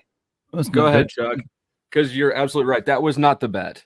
The bet was drop dead date. Paul would record it. That Paul would record it. Yeah, that Paul would record it. And there was yesterday was the drop dead date. That's why yesterday was an important thing, because I told him, I said, I don't want this going on forever. If Paul promises to do something in the future and we have a bet on whether he'll do that or not, we can't just let it run for the rest of Paul's fucking life. Was you on Nachikita's panel before Paul came over there? No, I was in the chat. Oh, okay. Yeah, I thought surprised. maybe he saw you. Nachikita was going to kick Cool Joe off. Why? Who? He just didn't like him questioning. Flo, I need arbitration. Crispy Okay. just blocked Dennis, and I'm not sure why. Okay. That was blocked or timed out? Okay, 86,000 seconds. That's 24 hours. Whoa. Block him really for 24 hours? Just reblock him for a minute, or I can do it. Dennis is a douchebag, but he's our douchebag, Crispy. So yeah. I mean, I don't believe he's saying anything that he doesn't believe. That's why. I mean, he has opinions, and he says them. More power to him. I didn't see what it was he said that got him blocked. I did start talking shit on him. In all fairness, so yeah, no, that's why I asked for. The last thing he said was, "How's that, Flo?" And that's it. That appears to be what got him deuced. I don't know. Maybe it was an accident. Maybe. And if you had decided to deuce him out and just go move on with the show, that would have been the end of that conversation. I just want to point that out. Yeah, no, that was a good call. That was worthy of arbitration. Yeah, and if it was ruled as such, we would have just moved on. Now we're moving on. How about them dogs? Arf. Jesus. It's Jesus. Smithus. 007, where are you from in England? I forgot. I know I've asked you before. About I 12 was times you've born asked in me. Basingstoke. I'm Where? from the south. I was born in Basingstoke, Okay. just outside London. But I don't live in England anymore. You live in Spain or something like that, you said, or something? Yeah, Tenerife. Yeah. I remember that part. I just don't remember part of England you were from. Down south. So I am gonna have to get off of here. I'm gonna have to go get something to munch on, and I'm sorry if I go on a little bit of a diatribe here. If that's possible, I don't want to go I too long. suggest a redhead, but go ahead. to get off on. Yeah, exactly. So I do want to be sure that I mention that I really appreciate everybody on the panel. I appreciate everybody who's been on the panel. I know we switched over from the other channel. Flo, you mentioned that everybody's channel will be tagged in the description, so I'll make sure to sub up and hit that like button for everybody that's got the stream or any videos and all that stuff. D-Doc, it's been really great seeing you. I'm happy GS was on the panel. I know he's in search of truth as well. And I want to clarify, so I actually did sit down and write these points of contention like right off the top of my head and then went right into the diatribe before. So it was like right off the bat. I just want to make sure that's known. I prophesized that, or I felt it, or something. Remember, I told you what you do. You were quiet for You were quiet for too long. Right. I tend to do things right off the top of my head, man. I just have no couth at all. But I would say that if there are points of contention, that it's your responsibility to find that out. It's nobody else's responsibility. I'm not, trying to convince anybody. I'm just pointing the observations out from my perspective. I agree with that 100%. Wonderful to see you fellas. And I will make sure, like I said, to subby and like up the whole algo thing and get it done. So appreciate it. Thank you, Flo. Thank you for having me. All right, brother. Later. Take care. All right, Stay gay. That's a nice guy. That was a I'd nice like to be able to help him out too, but I don't even know who he is. He put his link in the The back only thing he didn't chat. say at the end was amen. He Yeah, he was too nice a guy for this panel. That is unfortunate. And none of that is to be interpreted as he shouldn't come back. He should come back. I'm just saying, like, y'all don't deserve him. It's a really interesting blade you got there, Flo. I've been trying to work out what's going on with it. It's like a rose. It's a copycat. It's a Hattori Hanzo. Yeah, I was watching how dull that was the other day when you were trying to show it was sharp. You're touching the blade like that. You can't touch a blade like that if it's sharp. Not if it's real. It's like I cut my hand so bad thinking, I go, how in the hell I get these cuts from? I just barely. It was one of those old buck knives I think they used to sell in the hardware stores. Weren't those the buck knives? They're real sharp. Oh, Sasquatch. I'm sorry, I was talking to chat. Oh, I didn't miss it. I saw it. Buck knives, weren't they really the sharp knives? I'm back in the day, the Well, bucks. Buck knives, if I remember right, utilize Sullinger steel, and that is some of the finest steel on earth. I remember I was at the hardware store and I'm sitting there and I said, "Can you show me that knife?" And I get in and I open it up and I look at it and I put it back down. My hand was bleeding like crazy. Do you see? Look at how clean that edge is. Oh, dude! I just go sliced like that this on the blade. Go like this on the blade. I dare you. How did you sharpen it? Right like this. Go like this on the blade. Across go across it. No, why would I do that? Not up and down. Across. Oh, like that? Yeah. You'll get cut if it was. I'm not saying it's not sharp, but it's not. You can't shave with it. You can't shave with it. What girl on here said she was shaving with hers? Remember they were on here, Sasquatch, the other day? She said she shaved with hers. She said Dude, you a very see blade that, to take hair off. As far as actually shaving your unmentionables or mentionables, legitimately, I don't buy it. But as far as just taking some hair off, yes, Yeah, she took hair off her arm. It was off her arm. Chop up his katana so that it would shave freaking air molecules. The difference is it wouldn't hold an edge like, as everyone puts it, the real deal, unless it has the hardened steel on the edge. The folded hardened steel, yeah. Right. So if it's quote unquote the real deal, once the edge is there, it's there. But if it's not, you cutting a few pieces of paper would dull it a little bit. Yeah. I still think it's a really cool sword. I like it. I prefer my axe. I think it's awesome. I love it. I'm positive I could break your sword with my axe. Yeah. Oh. Sorry. What kind of axe you got? A gay one. It's just a really big chunk of metal. Oh, okay. You know, it ain't nothing too terrible special. It's just heavy as hell and breaks shit. I follow this guy from Germany. He sits there and makes knives and slingshots all the time. Jorga Spraver. Yes. That guy. Jorga Spraver, yeah. He's amazing, isn't he? Brilliant, man. I like his Legolas system for the bow and stuff. That is awesome. It's got like the magazine reload. It's like Legolas. He's awesome. I mean, he has a bow that will shoot. What is it? 5? It has 5 arrows. He can shoot it like a like a magazine. That's what Richie just said. Yeah. I know that's what I'm saying. It's Legolas. I think he said like a magazine. I think he was missing that word. And your axe might break my sword, but I'll ram set the shit out of your axe.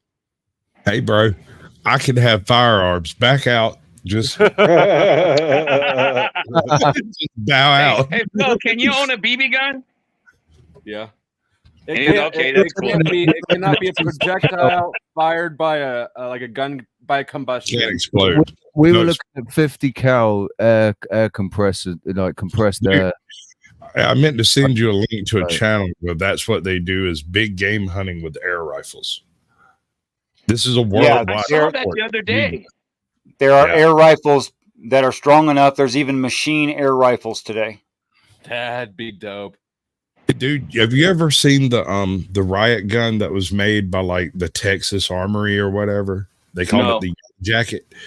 It was a 22 caliber cyclic what do they call it? Blowback, right? It sounded like it sounded just like one of those Vulcan cannons, right?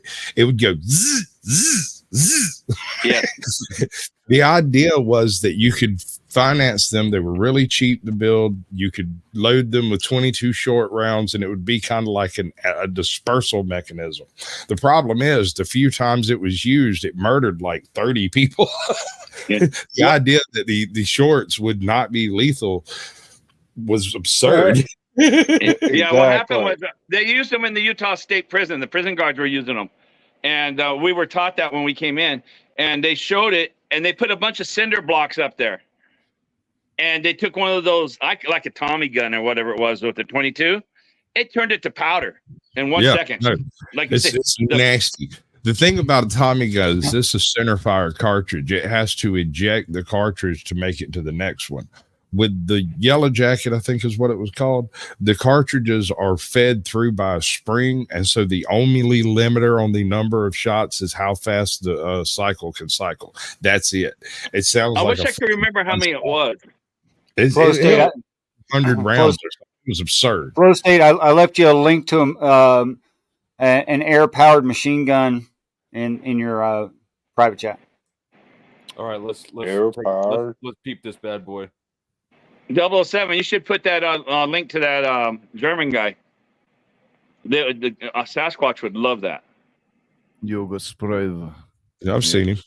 Oh, yeah? You see him making those slingshots?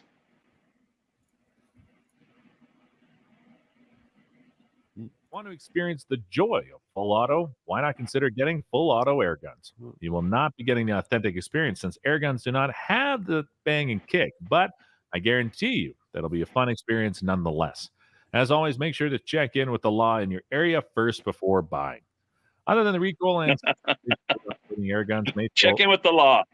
You're not only limited to the pellet capacity, but also to the CO2 gas that powers them. Reload is frequent, and you also need to keep an eye on how much gas you've got left, which you need to swap out and refuel later. Since most air guns are built for hunting, not to mention the complexity of the air gun system itself, it's hard to come across air guns that go full auto. Not to worry. If you're in the market for full auto air gun, I'm here to help. I'll give you my top 5 recommendations for.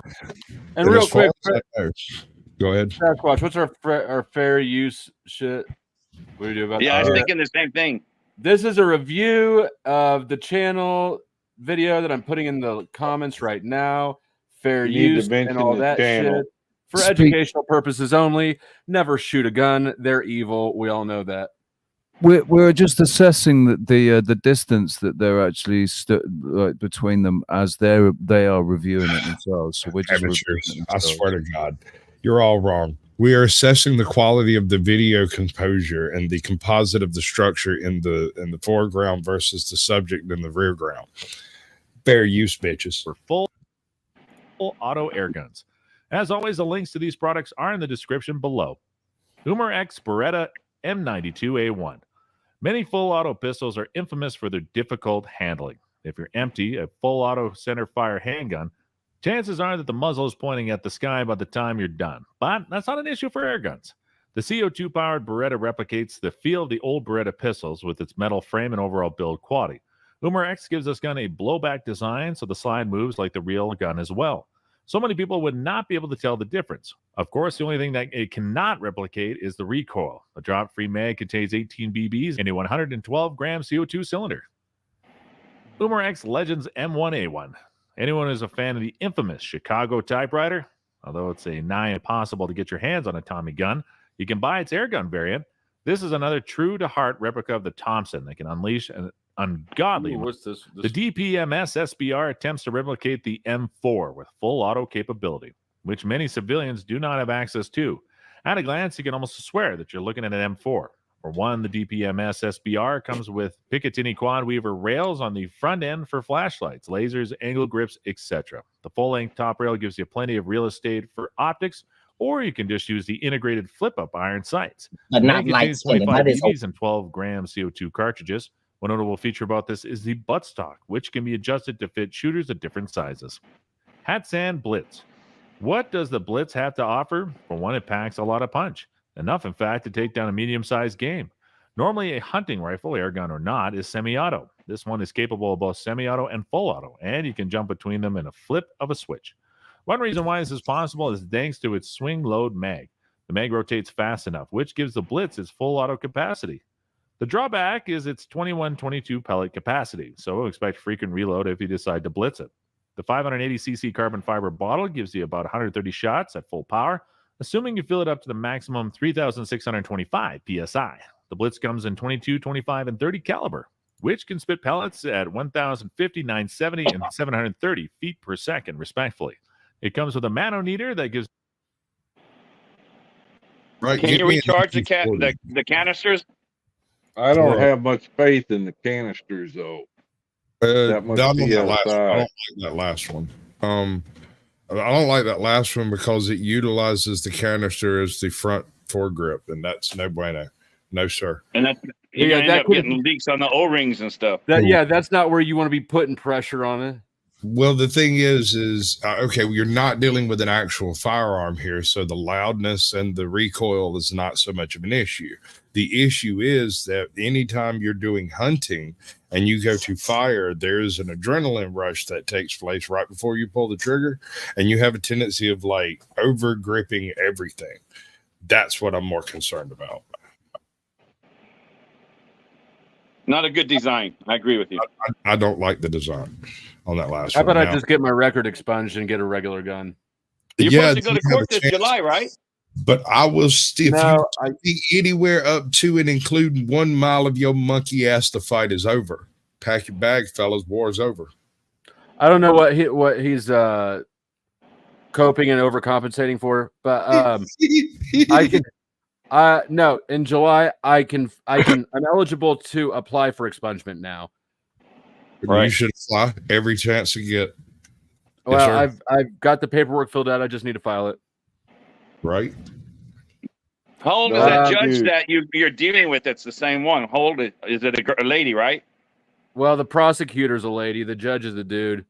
Well, how long before the prosecutor? How old is it? The prosecutor, the guy. She's my age. Oh, okay. I was gonna say you could probably wait a couple years, maybe she'd pass on, but she's too young. Yeah. Yep. No. I'm gonna go for it. They have no reason not to, and I'm not gonna get too detailed for my own, privacy. But Right. there's a thing going on that I'm actually piggybacking my expungement request onto, and since it's sort of a new push in the state, I think that there's good momentum with this thing. Have your daughter so- turn it into her. Her first name isn't Jill, is it? With tears Flo? in her eyes. No, it's not Jill. Okay. And you tell her you'll give her lifetime membership to Flow State. I won't. You don't have to keep your word. That would be considered bribery, Harmon. That wouldn't help his cause. It would be funny if somebody sent her your Facebook, your YouTube link. That would be hilarious. For So you can small check it out. fee, I won't. For small Tracy, fee, I if won't. you're send watching it. this, pull on up, babe. Seriously, like, I don't know. That would be funny.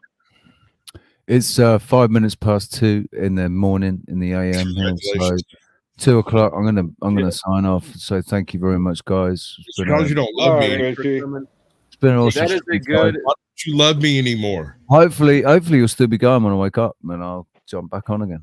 Well, if I am, I'll be going again. Oh, I gotta go get my kid. I'll be right back. I'll see you later. Yeah. Later. Bye.